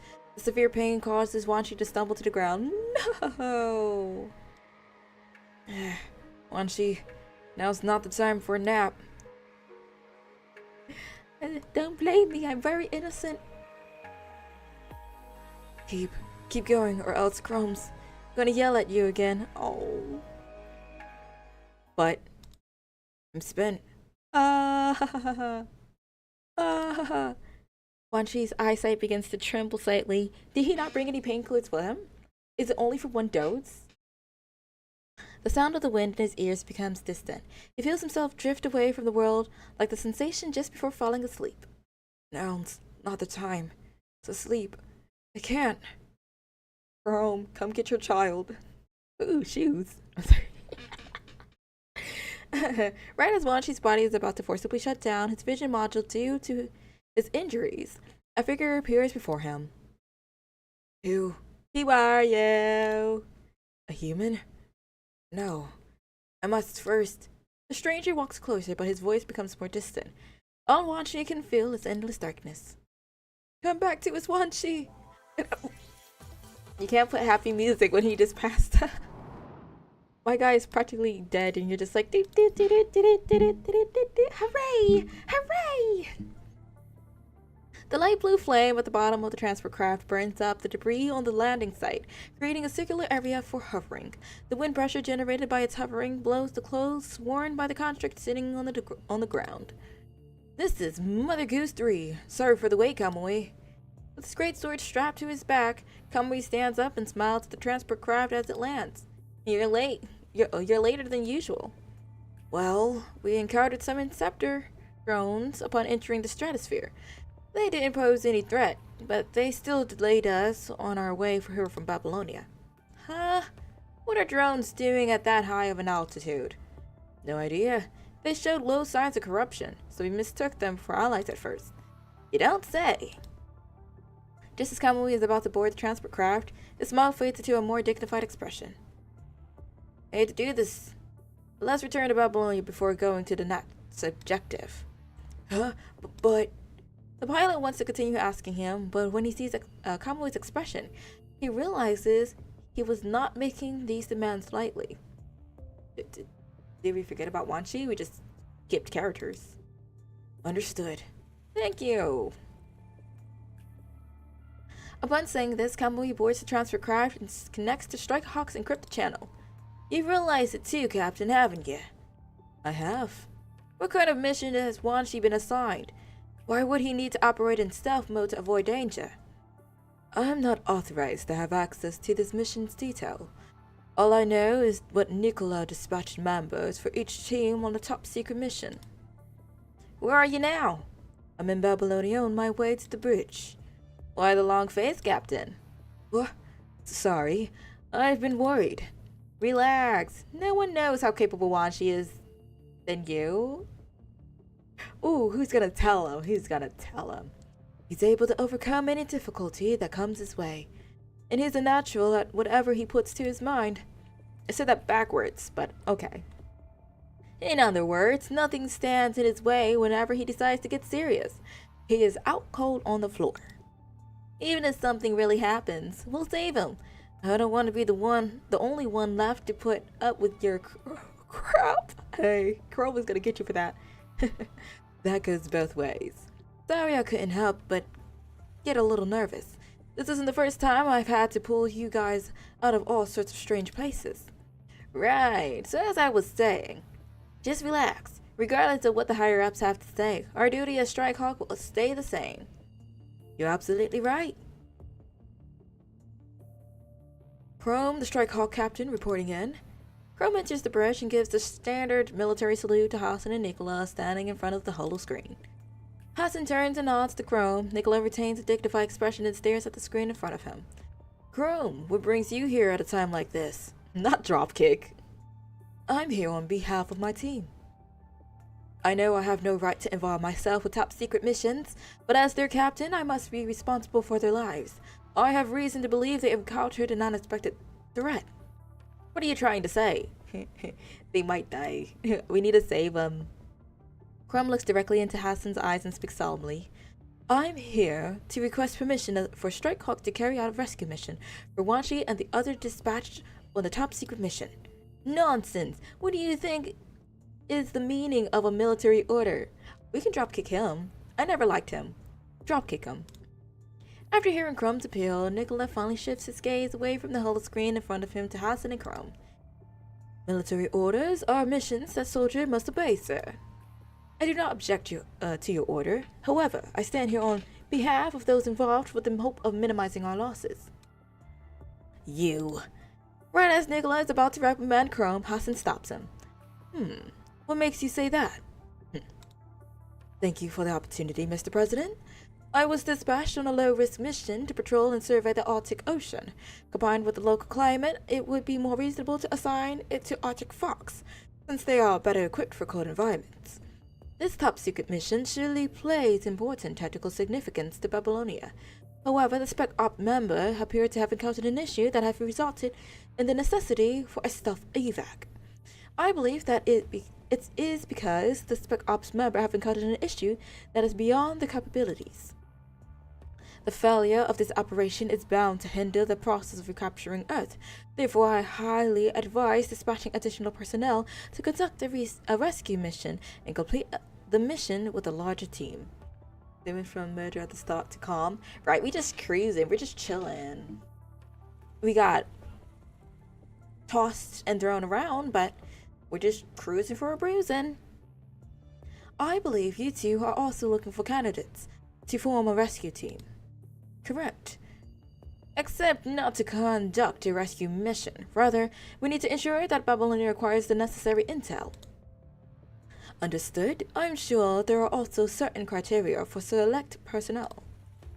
Most of the task force members have been dispatched to various places around the world to eradicate the corrupted. Kamui just so happens to have just completed his mission, and I am currently on standby in Babylonia. We can use the Chrome airdrop capsules to land on the surface at high speeds whenever needed. So I propose that we are the best candidates for this operation. Impossible. This is a conflict of interest, and your personal biases will only doom the mission to failure. But you're not questioning why we're in incognito. We may be weapons, but we were once humans. Each Strike Hawk possesses strong combat ability and synergy unmatched by other members. Whether in terms of execution ability or efficiency, Strike Hawk is the best choice. I'm not saying this out of inflated self-confidence, but a combination of practical consideration. Oh wait, so does that mean that had to have been Kamawi's shoes? After Chrome finishes speaking, a long silence fills the bridge. Hassan nods to Nicola, then looks at Chrome and says, You just mentioned the airdrop capsules.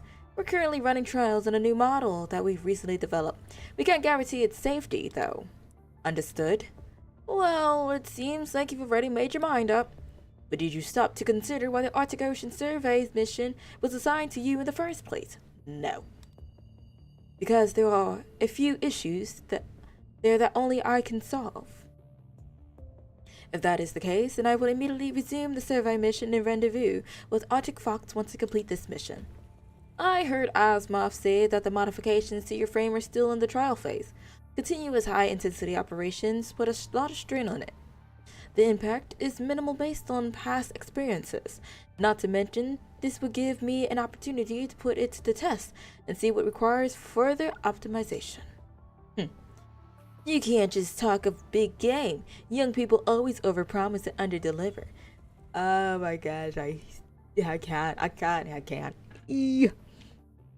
Instead, there is nothing but a dismal end. Nicola looks at Chrome and is met with a firm gaze. I'm betting Langston Smith's name on it. Okay, he put his bloodline on it. Calm down, Chrome. You don't gotta go that far. that went really crazy. Okay. Well then, looks like you haven't forgotten who you are. Jump. Ooh my gosh. Looks like we can't possibly turn you down now. The coordinates have been sent to your terminal. Don't let us down. Roger. Okay, like, oh, he gets on my nerves. Ay. We'll do one more. The pure white world is stable and sweet. The world is no longer pale as Wanchi regains consciousness. He realizes he is inside a building. He got some hot cocoa. He doesn't have hot cocoa, but he got a lot of dirt. The surrounding walls are covered with neat and orderly knife scratches as if someone was counting something. However, there are far too many scratches to count now. Wanchi tries to send activation signals to his limbs, but his attempts are futile. Guess I can't move. Right as he tries to assess the damage to his body, his vision is filled with the black hole of a muzzle. Oh, well, hello to you two. That is not Kamui as I thought. I wouldn't move if I were you. Seeing as he didn't kill me while I was out, I'd wager he isn't a part of the same organization as that gear thing, maybe. While Wanchi is thinking about what to say, the old man takes the initiative. Hey, what the hell are you? I'm Wanchi. Nice to meet you. Who are you? Ooh, they would hate if I was up on there. Huh? You look like a human, but there aren't a single human thing about you. You're obviously a machine, but you ain't acting like those crazy wandering around outside. Who are you and what you doing here? Choose your words carefully. Depending on your answer, you'll either be greeted with a bullet from my gun or a good morning kiss. Honestly, I kind of don't want either. I'll take a little hand clap, a high five. I don't know if I would want a random gruff man pulling up talking about, "Mwah, good morning, dear." Kind of step back just a little bit. I'm just a construct that came here by mistake. Huh? What the hell is a construct? And with that, the old man aims his rifle at Wanchi's forehead. Calm down, I'm from Babylonia. Don't you know? It's a bit of a hassle to explain. In short, it's a humanoid robot made from tantalum copolymer with the help of a human consciousness module. Big words. Okay. Alright, enough. So they put a human brain in the tin can. I guess you could put it like that. Ain't that some blasphemy? Do humans really want to run around on Earth like that? Kinda late to change back. The old man spits on the side and lowers his rifle from Wanchi's forehead. I ain't ever seen any fella like you before. Construct A? Oh my gosh, Arnold. That's an interesting name. That's a mouthful. I'll just call you by your name. Name's Arnold. What's your name? Wanchi? Wanchi? That ain't much better. Why? Anyway, looks like you've seen better days. This place has been abandoned for quite some time. I ain't seen anyone alive here in ages. How'd you end up here? I took a step, then I took two, then I ate gravel. I don't remember. I don't even know where this place is. All I know is that the mission I was carrying it out failed, so I was en route to the evac point. And then I, just fell asleep. No, you did not. You did not fall asleep. You passed out. But okay. More like knocked fall asleep. Okay. You were on a mission, eh? Looking at your gear and nameplate. Guessing you're a soldier. Don't want to tell me who you are? Not like it matters. I wouldn't be going around running my mouth telling my life story to folks I just met either. Sorry. Don't mention it. Soldiers are all the same. I get it. Oh. You are a soldier? I mean, he got the stars on him and he got the nameplate. I mean, not nameplate. Name tag, so I'd guess. I just know a dumb war vet is all. Alright. Sounds like you two were close. Live long enough and you'll find yourself a few buddies. Same goes for you, right? You could say so. With wounds as bad as these, I can hear them yelling at me whenever I close my eyes. When I close my eyes. I'm sorry. Anyway, I ain't no grease monkey, but I can sure as hell say it's a miracle you made it this far. If me and my buddy hadn't kept working on you while you were knocked out, who knows when you waking up. I'm sorry, the slang here is not slanging. It is just tossed up in here. Just like that, a small, round robot appears at Wan Shi's bedside. Oh, Arnold waves to the robot, and it jumps on his shoulder. It seems that this is what Arnold calls his buddy. Oh, I want one. It's so cute. We could only patch you up a bit. After all, I ain't ever seen this kind of tech before. Thanks, but why did you help me? Because of a promise I made with that dumb... It's censored. Wow. Of course, I got my own reasons, but that's in the past. Anyways, you're safe for now. Arnold gestures with his hand and walks over to the corner. You hungry, Wan Shi? Still got some canned herring. Constructs can eat, but in theory, we don't have to. Whistles? Okay. I can't whistle, unfortunately, so I would just say whistle. Ain't that convenient. Arnold takes out a knife from his waistband and skillfully opens some bulging cans. Ugh. Suddenly, a strange, pungent smell fills the confined space and somehow manages to reactivate Wan Shi's damaged smell module. Ew. What's that? I think I have nightmares if I ate that. Kids these days, it tastes healthy and keeps you on your toes. And to think I wanted to share it with you. Guests ain't easy to come by, you know. I have a feeling you'll be having the runs for weeks, probably even months if you get lucky. Now ain't like it was in the past. When I eat, I set up a table outside and ask my buddy to play my favorite bass tunes. I eat herring with crisp bread, potato and butter, listen to tunes and kick up my feet in an even breeze. No people making a ruckus and none of these buildings blocking my view of the sky. Moonlight and stars shining all over me. Ain't nothing like that now. After opening the can with his knife, Anna begins munching on the fish as he reflects on scenes of the past. Sardines in a nutshell? But thanks to those monsters, it ain't easy finding supplies and I can't stay out too long. Oh, wow. I can't even imagine. Haha, that's normal. A lot of stuff you gotta see for yourself. Arnold smiles and puts the last piece of fish from the can in his mouth with the knife. Just then, Wan Shi notices the sphere spot on Arnold's shoulder shudder slightly. Why is there always gotta be problems when I'm eating? They want you to starve. What is it? Ain't nothing. I gotta go out for a sec. Really? At a time like this? You betcha. How else would an old man like me still be around? Arnold grabs his rifle, climbs up the ladder on the wall, opens the closed hatch above. Oh, are we underground? Above his head and leaves the room. Okay, we're in a bunker. Neat. Very neat, very nice, very demure. Well, I guess I'll take this time to... Right as Arnold leaves, Wan Shi closes his eyes and begins to run diagnostics on the extent of internal damage. As the damage from the battle and the side effects from the temporary blockage now completely block my internal connection circuits. Ugh, what a drag. Looking around, a cloud of gray and yellow dust fills the underground space. The only light within the room comes from the battle lamp overhead. On one side of the room, parts are stacked on what appears to be a mechanical workbench. However, the layer of dust indicates that these items have not been used in quite some time. I wonder if Choi has reached the evac point safely. Probably not. After thinking for a while, Wan Shi shakes his head and closes his eyes. Well, looks like there's nothing I can do now, right? Right now, I guess I'll just kick up my feet for a while. I don't know what I was reading here. I butchered that whole line. I'm back. Miss me, kiddo? Oh, you're back. Anna's loud voice wakes up Wan Shi. Half awake, Wan Shi barely manages to open his eyes and look at Arnold in Arnold's direction. Oof. Today took a little longer than usual.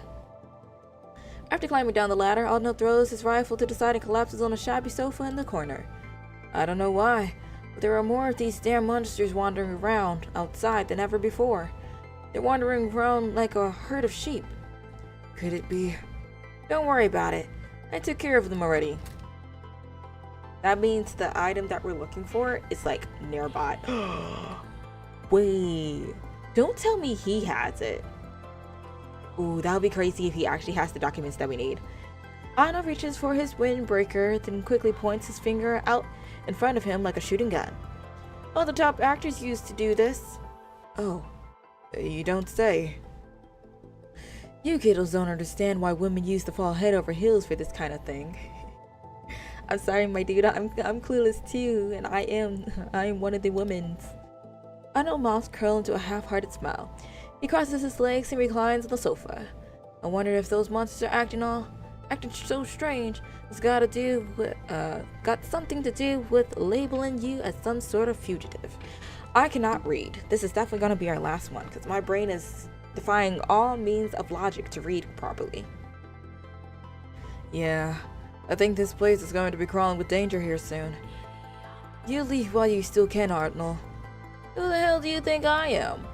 Think I could just leave you here in your condition and save my own hide? Maybe. But you don't have to do it for a stranger. I don't care, even if we just met. I ain't gonna do it. Do you know what it's like living in a prosperous and bleak metropolis? City folk turn a blind eye to those around it. That's how awful society was like during the Golden Age. That is a good sum up. Okay. I'll know a little something about this. People used to care about each other. Sort of. You won't read about that in those data files of yours. Changes like that in society can't be recorded in those files with just a few words or statistics. I've seen the kindness of humanity and experienced the indifference of society. Human society flourished for a time, but then they became indifferent to each other. Brain cell, I need you to hold on just a little while longer. I can't watch people survive in such an indifference and selfishness. I ain't gonna join them, and I sure as hell ain't gonna be like them. But that don't mean I hate humanity. Quite the opposite, actually.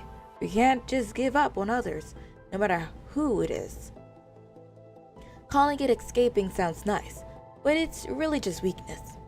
I don't want to see this kind of weakness in humanity, so that's why I live here alone with my buddy. But I still can't sit by and ignore the lives of others. So you see, it's the two of us who are gonna get out of here alive. But I know you can't move in your condition. So how about this?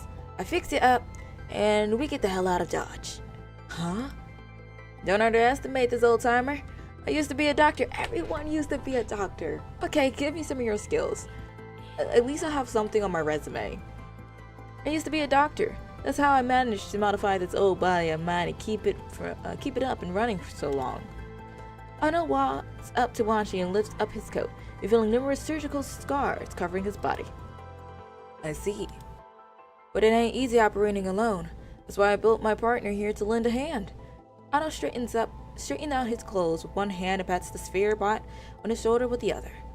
Well then, tell me what I need to know to get up in there and fix those nuts and bolts of yours. I can't just go in blind. I want to show you my handiwork. Arnold dusts off the workstation and wheels it over to Wanshi's bedside.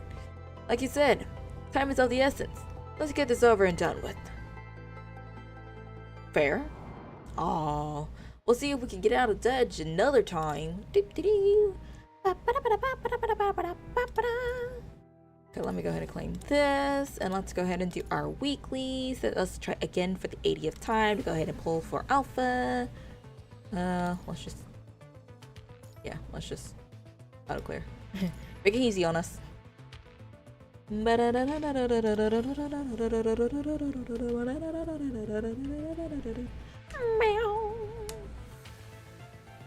Honestly speaking, I have to say, let me have to figure out, it's like going back and forth from flashback to like present tense for Wanshi, because that's what it feels like. Ouch, I did not dodge that. But it's sort of giving, that's the second time I've done that. Stop. Okay, hold on. Let him come this way. I need him to come closer. So I'm not having him in a back wall. Okay, that's good. Don't worry about me. But that'll be interesting. Because I know Wan Shi has mentioned previously about his old pal, his old friend. So I'm assuming that just maybe that might be said friend that he's always referring to.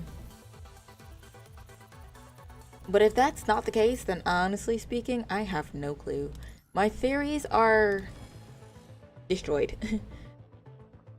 But alas, I definitely have to say I'm glad I'm seeing more of Wan Shi.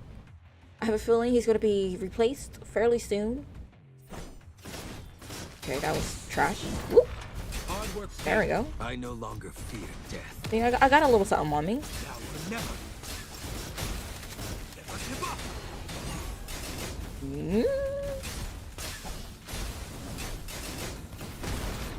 Jeez.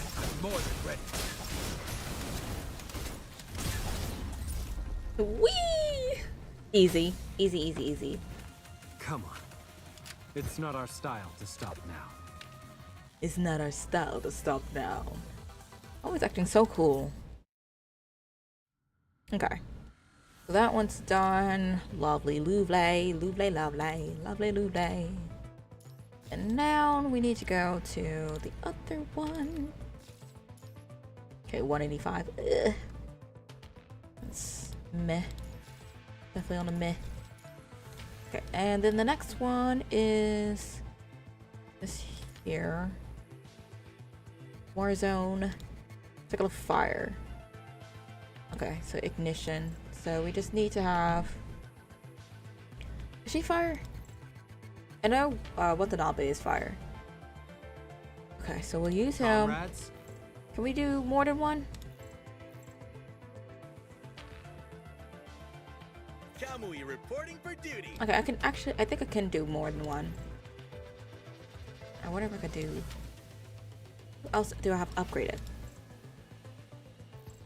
We might just do... yeah, I think we'll just do 2. Just so we have something to swap through and we can get a high point. Usually I only do 1, but you know, if I could get higher on the board, just because, that'd be great. I need to upgrade Kamui. I haven't done yet in a minute, and I have to go hit. I really, really, really want to get Alpha. A new battlefield. And then we'll save up our summons. Okay, I just spawned in. I no longer fear death. Okay, where are you? Oh. Stop it. Hard work paid never give up. Yeah, solid. Never give up. Yoink. Here. Pave the way forward. I want. Okay, come on. Stop it. Feel the sun's red. I no longer. Like I'm trying to put a little pep in my stepper. More than ready. And they're always getting me when I'm like This midway dispute there. is to be settled. True. Never. What's that? Ah. Okay. Solid. Solid.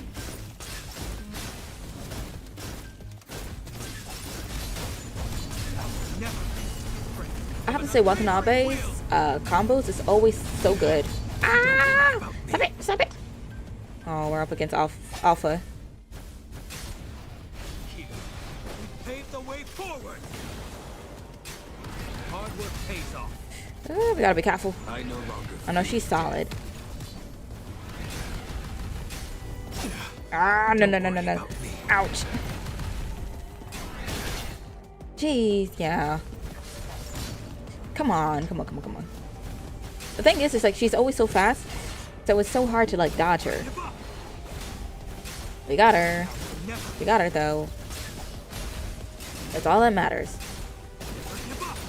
Nope, nope, nope. Oh, can we get 11? Right, we're at 10. Nope. Ooh, we do get it. Okay, solid. I no longer fear death. It's gonna be just slapping us with everything.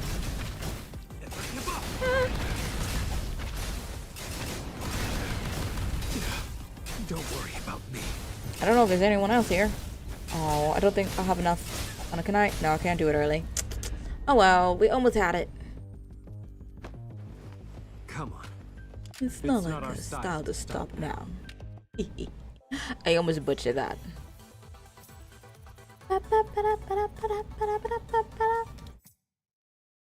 Could have gave me 667. Got me 666.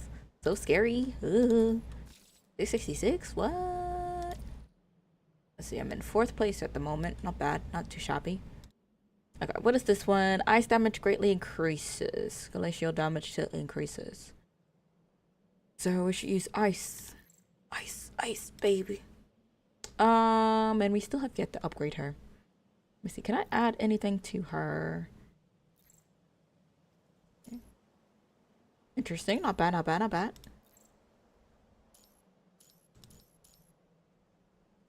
I'm confused, but okay. Does she have a cup? It does. Okay, good. Memory. Oh wait, did I not put a set on her? It...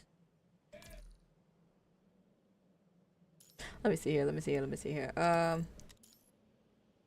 Which one is this? Basic set. It doesn't show.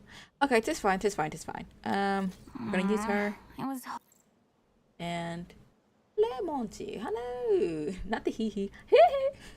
How you doing though? How you doing? Yeah. You know, if I use those, you know, I'm not gonna switch through them, but I'm still add them just so I can probably get a little bit, just an itsy bitsy bit extra damage. I really need to upgrade my characters. I'm so lazy. Bum bum bum bum bum bum. Beginning infiltration. Let's make this quick, Commandant. Say less. Oh, snap. Bots are going down. Okay. About to be very quick. Ah. If I keep getting hit. Planting the worm. Ow. Ah. Oh. Oh no. I switched to the wrong one.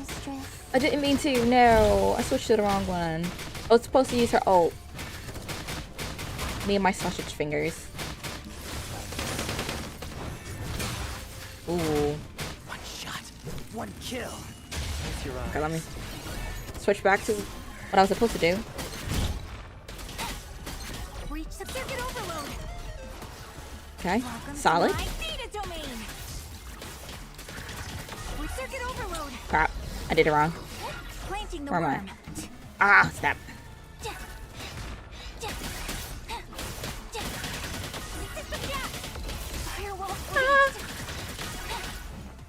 No, no, no. Implanting malware. Visual disruption. Okay, use one of these. Circuit Okay. overload.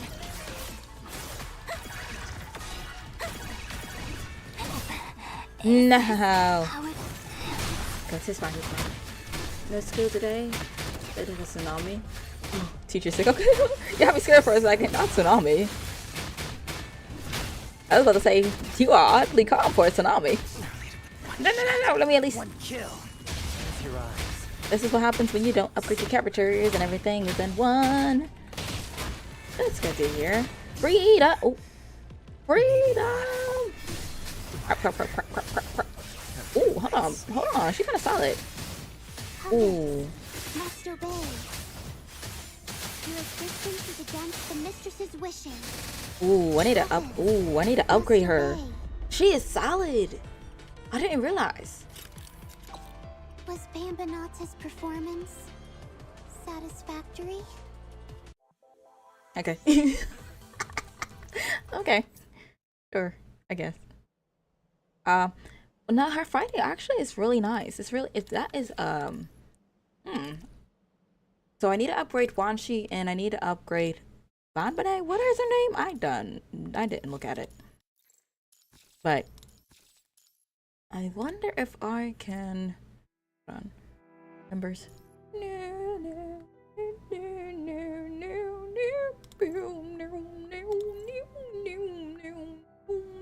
I really wanted to save up for his S ranked ones, but until then, I guess we'll upgrade like his basic. Let me see here.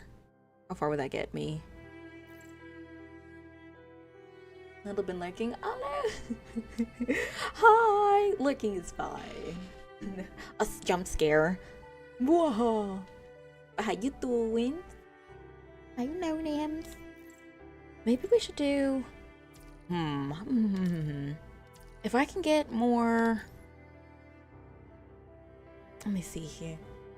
You done the sites there? I have done yet. Honestly speaking, I really wanted to do like not chronologically, but like in order of everything. And then I skipped because I was interested in the character, but like it's getting there. It's getting there. After this one, it's just gonna be more side story. I have to say, they definitely put a good amount of story. It's really interesting. The side story. I am in the wrong spot, aren't I? I am. Hip size. Oh, I don't have a whole lot of anything. Didn't do it in chronological order because I didn't know which is which. Right. That's why I was like, you know what? No, I didn't. It's not even chronological. I don't. Just in order from whatever comes first. Let's see. Version limited. Oh, I want a frog accessory. What is this though? They're watching eye. Beauty, comfort, utility overall. Oh, is this? Okay. This is accessory. This is for like the house. Okay, let me see here. I need upgrade material. On the update earlier, they provided the correct order. Early this year. Okay, they have a list. Okay, that's good. That's good. We'll take a little bit of a list. For door mines. Yeah, I noticed. I still want the froggy thing, but I need the upgrade materials. Hey. They always be putting in some good old music for it. Let me see. Ever got any more challenges? Okay. Oh, this is, I think this is what I was doing earlier, accidentally. And the cursed waves are so long. I do not have patience to do it. Okay, I think, did I not try out her coding? Oh, I didn't try out any of their codings. What did they give me? Okay, I'll do that. Let me see. Is this training stage? What's the difference? Oh. Okay. Numbers. One day I will have this one. I mean, how hard is it for me to even get his shards? Voucher, S-Rank.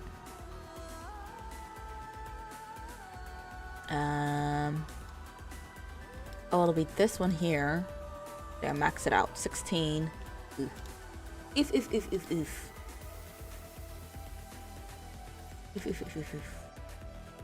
Okay, I can use cogs. Maybe. Sold out. One more of these. I had enough of that. Coding shop. I'm not too worried about the coatings. I want this one. I really want this one. That's an interesting outfit. Okay, Slay. Maybe. So this looks like it's only gonna be for like all A characters. Is this supposed to be for Ho attire? Ho attire, that's I don't think that's right. Ho attire is crazy. Anyway, let's see here. Exchange. Memory overclock. This is just overclocking materials. Yabba dabba doo bop. Doo bop bop. Recycle. Oh, maybe I can get something useful out of this. Maybe if I am lucky. 1, 2, 3, 4, 5. So it's 5. I wish I could search it up. Hellfire. Blah blah.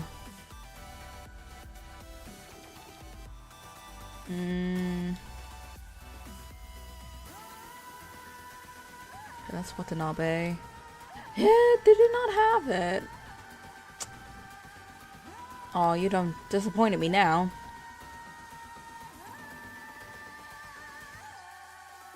Technically, those will give me. Okay. Well, I'm disappointed now.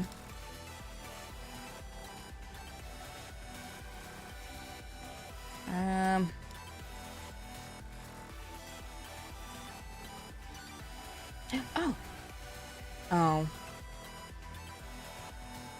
They always have the ones on sale, but like it's not the ones I'm looking for. I mean, I guess since they're offering it, S rank cannot purchase. Why can I not purchase these? Oh, we have to own them. And that's right there. That right there is what I would need it. Ugh. They're making it so hard. This is just thingies for it. Hero shop.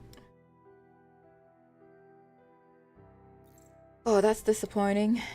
Oh, what is this? Hero hall? Huh. Oh, we can get music. Wait, can we hear can we hear a little bit of it before we get it? Purchase only available to the leader. Oh, wait, is this? Oh. I'm disappointed now. Any way to disappoint me. Okay, so this only gives me 16, so I'll have to figure out how to get more. I need more. Okay, we have a few summons, so let's get those underway. Reach Commandant 80, know that. And then let's just upgrade, collect 18 stars and hidden story. We're getting there. We're getting there. I'll probably grind a little bit before we close out, to be honest, or after we close out. Okay, let's go ahead and do a few more summons in just a second. Make sure there's nothing else they want to give us. Okay. Not bad, not bad. And then, oh, wait, I think it's, yeah. There we go. Collect this before it resets. I don't know when it resets, but I don't need a reset when I need it. Yoink! Come on. What's this? Title Chase Filatry R&D ticket. Okay. Very well. Alright, let's go gambling. How many we got? 23 of 60. Oh. Ay ay ay. Yoink. Oh, it's a purple. I was thinking in my head, let me be able to find out that we get like a red on the first try. We don't have that much.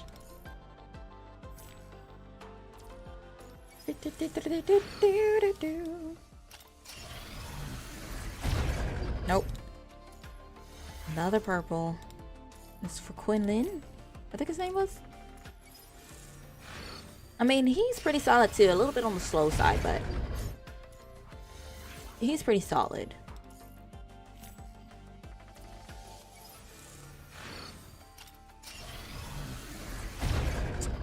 Oh, come on. You could have gave me like a gold at least. Oh, we already have her.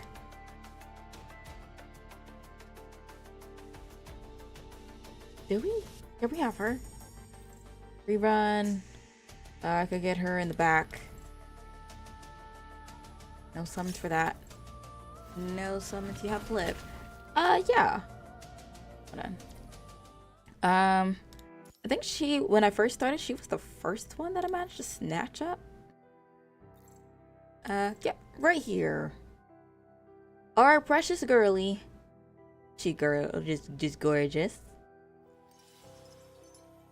I told myself I was gonna upgrade her and get her the weapons and stuff that she needed, but I've yet to do that. But I had gotten her I had gotten for her first, and then I think I got her next. And then I got, ooh, I don't know who I got. I think it was her.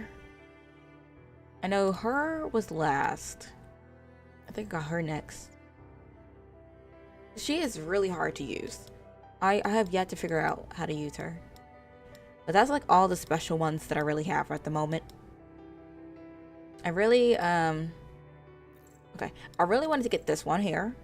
I was looking at her. She is a solid when it comes to fighting. And her ult is really, really nice too. But I really want Wan Shi. I'm trying to figure out how to get Wan Shi. And I don't have enough shards. I think you started this game before you lived banner, right? Yeah, I did. Just before it. Who is this? Bianca? This has to be a new frame. Haven't seen that frame before. Okay, she's solid. Wait, is he playable? Oh snap. I did not know he was playable. Who else is here? Okay, that's all. Okay. No more Moon Knight to go in blue. Yeah. Oh, is it gonna send me? Okay, I was about to say, is it gonna send me to events again? Please have mercy. Rolling is permanent. Need only 10 pulls. Oh. Wow. That is. I won't even have to struggle on it. I like that. Okay. That's solid. I don't think Liv could use any of those.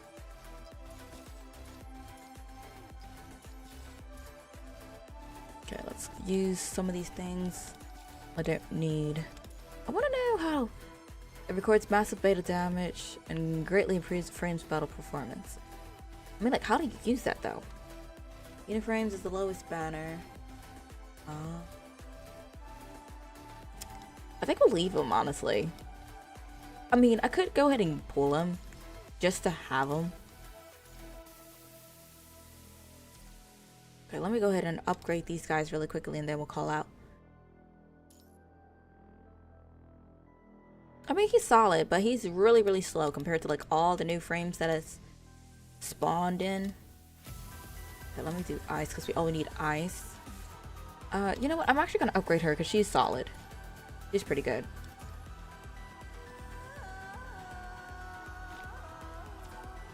Bambanata will turn your strength into something more powerful. Is this part of your order? Is this part of your order? Maybe. Is this part of your order? Is this part of your order? Ask for the people in the back. Does this meet your expectations? I'm out. I'm out of Moon Egg. No. No, I'm not doing that.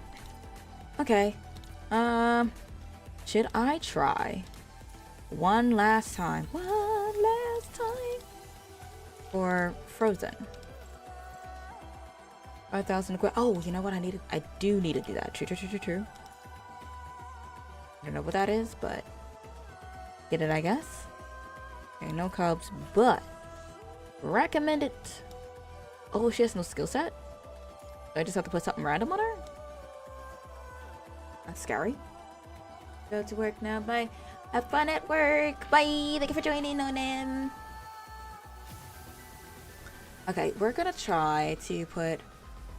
I don't know what set belongs to her. Will I equip this? Let me see if I go. Cunningham. Ooh. Okay, maybe we'll do that because we have the number 2 for it. So Grand Light Feast for that one too. Yeah. I think we'll do that. Okay, we had. I'm playing game. That's why I'm quiet. Oh, it's fine. It's fine. Let's see here. I guess we'll do that one. Or, you know what? We'll do this because we have a set-ish slightly for it. And our fish tank. Ooh. Would you like to take my order? Wait, it's offer. I digress. Don't mind me and my shenanigans. Okay, construct. They're practically the same, but okay. Pop up. Is there anything free? I only take free things around here. There is. Okay. And nope, nope, nope, nope. There we go. I think everything has to be paid for, which is quite a bummer. Yeah, everything has to be paid for. Okay. Let us, I want to try out just one more time. Or go to weeklies. They still have it. Yeah. No, that's the wrong spot. But what we're going to do is go through here, this side, study, challenge.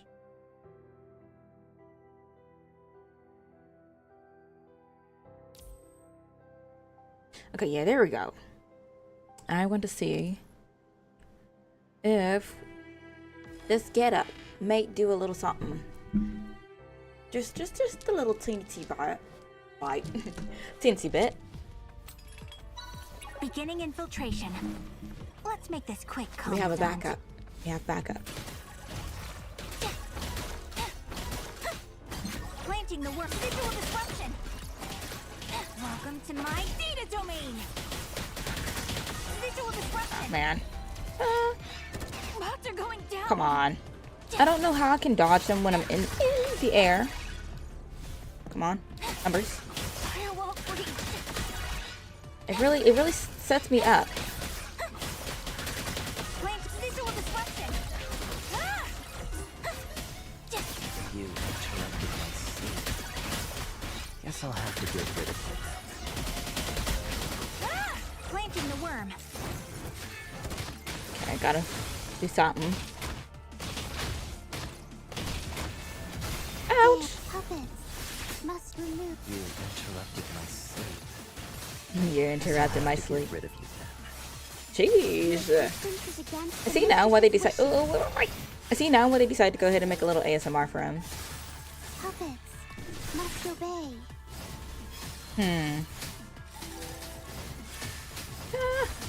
Puppets must obey. You interrupted my sleep.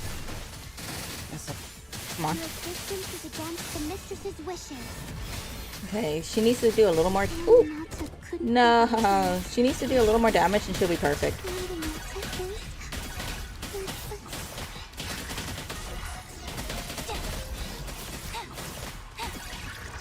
Circuit overload. Visual disruption. Full of holes. Time for a hard reset. Solid.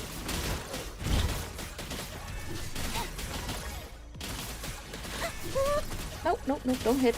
Don't hit. Implanting visual disruption. Ooh. Welcome to my data domain. Circuit overload. System jacked. Okay, not bad. I'd have to say, Job's done. she just Your digital life is safe with me. she doesn't do enough attack. I'll probably put a lot more into Teddy. Okay, that's solid. An extra what, 15,000? That's not too bad. That's definitely not too bad. But we definitely need. Let's see, what do we even get for these point thingies? Is it just I guess it's just to rank up.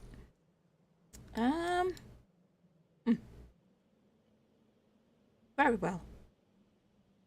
I am not too phased by it. Let me see here. Promotion number 1 of through 6, you get whatever these are: Warrior Zone, Influence, Cogs, and Trade Vouchers. Okay, and and it goes up from there. Teams in this group will not be promoted, obviously. But you get 180 vouchers and some points. Okay, pretty solid, pretty solid. What is this? Virtual Arcade. Welcome to Retro Arcade, where you can enjoy various classic minigames. Tap here to switch games. Right? Absolute banger, forever acquisition, efficiency. What exactly am I doing? Is this... Light box to fill the area. Okay. Oh, it's one... Oh. You went to forever state. The forever gauge is full. Go ahead and start your performance. And for your next 3 moves will be enhanced. Oh, okay. When entering favorite state, and with every block after entering favorite state, rise 8 rows. What? But Shakespeare will prevent blocks from going over 8 rows, so you can relax, Commandant. Hey, rawr. They set me up for failure, if I do say so myself. But very well. Oh, so it has to be at the bottom? Is that it? I guess. I definitely don't think I understand. But, we might do. We'll figure this out.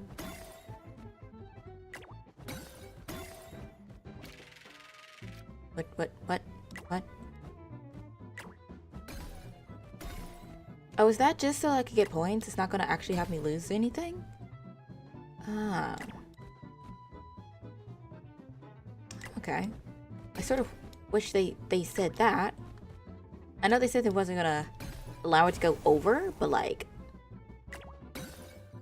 Oh.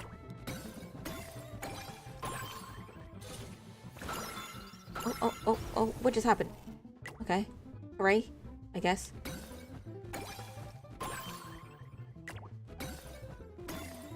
The more it goes on, the longer it goes on, the more confused I get. But I mean, slay, I guess. As long as we're winning, I guess. Oh.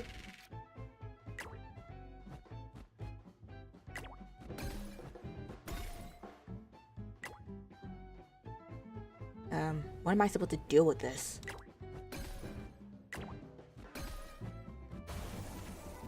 Okay, we're back here again.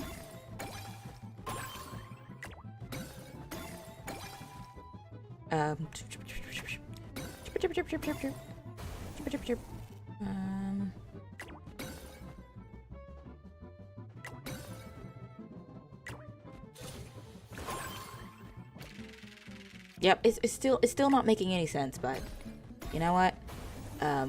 We're earning points and we're getting combos, so that's all I care about.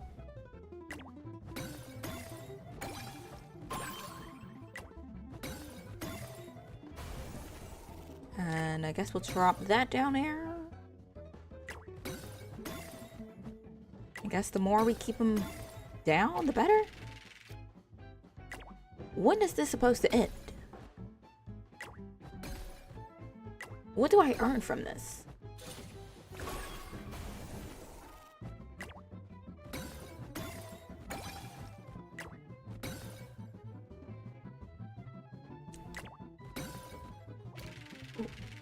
Okay, that ended fairly quickly.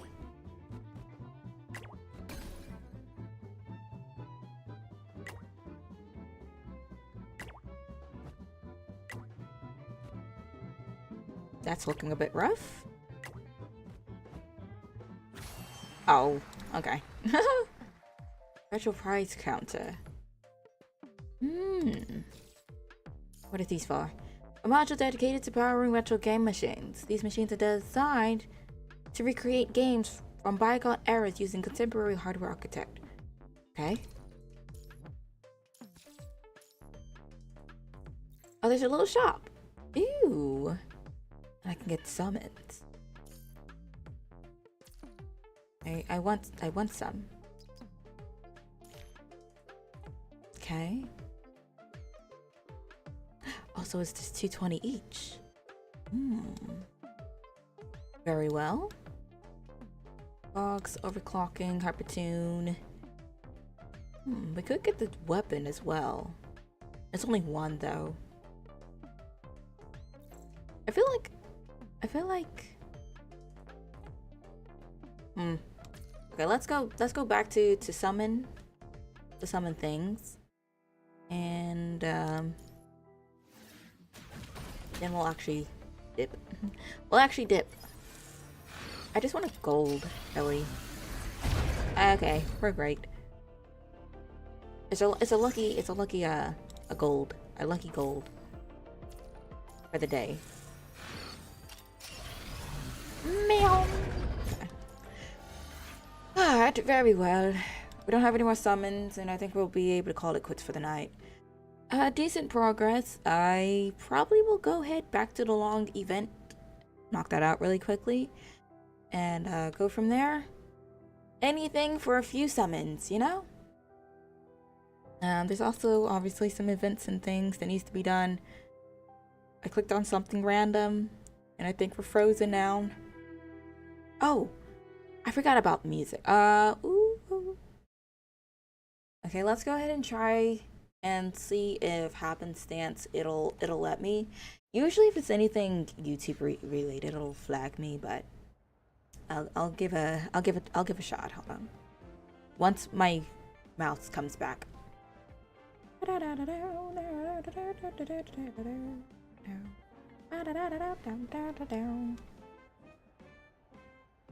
It's not YouTuber related.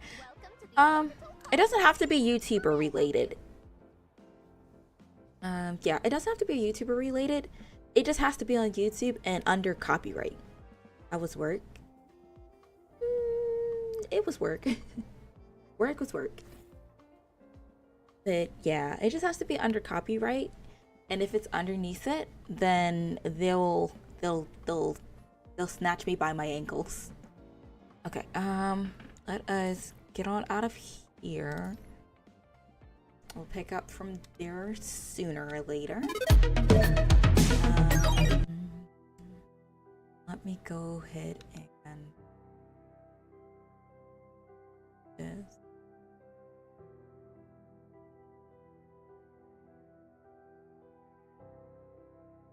Little fish. Blap, blap.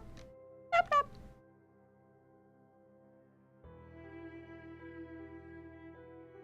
Okay, let's go ahead and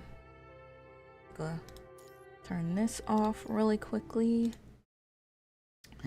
And then you go and spoil it all by saying something stupid like I love you. Oh, I can't spell apparently. I still can't spell. Me and my sausage fingers. Hiya!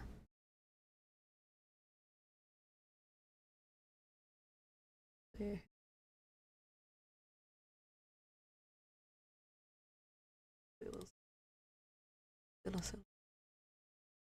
There. Leo Cortias. This is. I am very concerned. Hold on. And switch this over to. Hopefully, I choose the. Come on.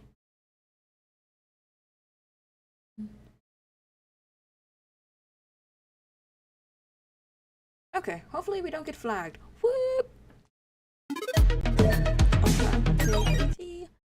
I guess we could do the first one and see how this happens. Oh wait, is it?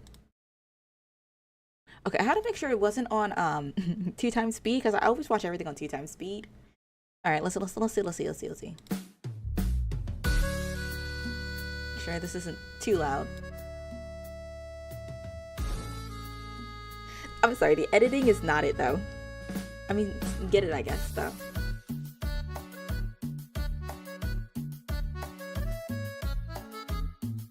I'm judging.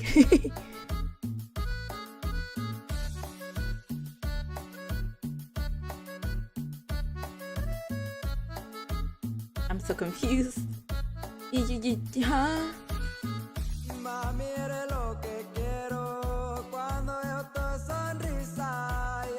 Is there a translation? I want to see what they're saying. Translate. Hold on. I'm nosy right now. I want to see what you're saying, sir. Oh, crap. It flagged me. Okay. Crap. Okay, well, I guess that's as much as we're gonna be able to listen to. Dun dun dun. It jump scared me. Well, there goes the copyright. Dang it. Well, if happenstance for YouTube and Twitch, if the sound randomly mutes, that's fine. Oh well. It was a good try. It's an interesting song though. I just wanted to be nosy to see exactly what they was going to say, and it's just it just dipped. All right, well, fair enough. There we go. I feel like these are the kind of songs that kind of play when I'm at work though. They're always putting like random songs on. Sometimes it's K-pop, sometimes it's Mexican, or Spanish. Sometimes it's just, you know, your typical English. So it's not too bad. Crap, I hit the wrong button. Let me just wait until it's over. There. Tee. I will check it out, I definitely will, but yeah. Unfortunately, copyright strikes again. It doesn't want us to enjoy nothing. Alright, I'm gonna go ahead and switch this back over to PGR. Get that all sorted out there. Yeah, they don't want us to have fun. Oh wells. Anyways, though, for Twitter, the poll is up there for if you want to decide on the next game that we're going to play once either Baldur's Gate or Dark Souls is gone. It is up on there. Undertale, Final Fantasy, and Limbus Company. Feel free to go ahead and vote. I'm gonna go ahead and put it up on the YouTube community tabs as well if you want to vote there. I'm not sure if TikTok does any polls, but if it does, then I'll go on ahead and I'll put a poll up for there as well. But it's there for the taking if you want to choose. You have YouTube? Yeah. Oh yeah. I have YouTube and Twitch. That's the main two that I was originally streaming on before I came to TikTok. But, you know, I figured, why not? Why not I spread out just a little bit more. But yeah. Undertale is in the lead. What channel called? It's just, oh, that one's Sly Blue. Yeah, I got to double check. Yeah, Sly Blue. It just got a red-haired character that I do if you're looking for it. It should be well, it might not be connected to the TikTok. But yeah, it has a red head character on it with a green outfit. It's just for whatever VODs, really. So yeah. Undertale is in the lead right now. So if you want one of the other two to win, you know how you spell. It's just SLYBLUE. That's it. Like a sly fox in a blue sky. Sheesh. But what was I about to say? YouTube is for all VODs and miscellaneous videos. If you want to go ahead and join in the live streams along with TikTok and Twitch at 12:30 a.m. Central Timing, feel free to pop in, say hi, and you know, you don't have to stick around. If you do, we appreciate you nonetheless. Like I mentioned before, on the 19th though, it will be morning streams, just because I have a project that I'm working on. And unfortunately, it's supposed to take 2 weeks. We'll see how long it actually takes, but just for now, because it's gonna have me for overnight, I won't be able to do the midnight streams. So we'll leave it for there for 2 weeks, and we'll see how it goes from there. But I'm just giving y'all a heads up. If y'all are like, where's Mimi? Fighting for her life. Can't find. Let's see here. Maybe Maybe I could go ahead and link it.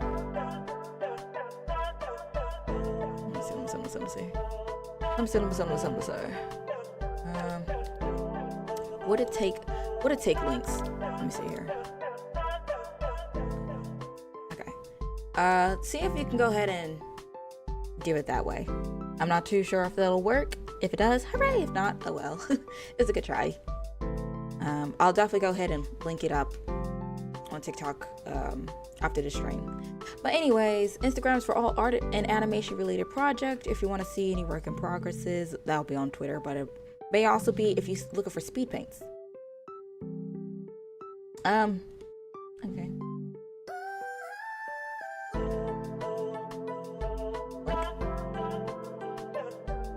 There we go. But I decided to use Instagram for speed paints. If you want to go ahead and see any processes on how I make my art, it'll be there. Just quick 20-second videos, nothing too long. But I'm not gonna yap too much. I'm not gonna keep going because I can keep talking till the sun comes up. So we're gonna go ahead and pick back up. Tomorrow is Dark Souls. I'm gonna go ahead and see what other areas we have yet to complete and go from there. But you know, apparently I'm missing something to advance. I don't know what, I don't know where. So yeah, we're gonna go ahead and get some Dark Souls done and call it a day. You sent a picture. Ooh, I'm about to start breaking stuff. Hold on.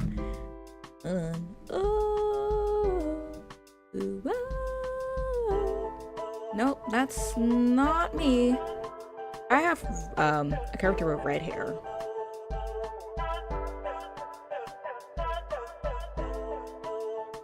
No. I'll just go ahead and connect it to the TikTok, and you should be able to hit the link to it. Hopefully after the stream.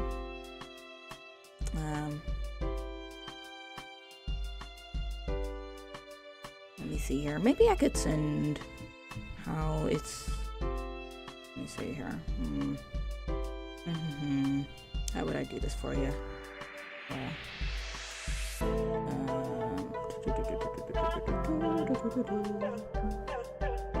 me see here. If I can. See here.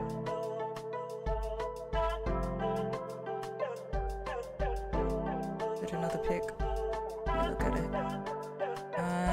Yes. You have found it, me. Yay. Yes, that is me. Yippee! Okay, Picasso. Alright, with that being said though, I'm gonna go ahead and head to sleep. And catch you all your lovely fellows tomorrow. Okay. Bye. Y'all have a good night. My voice is fried. That's a shame.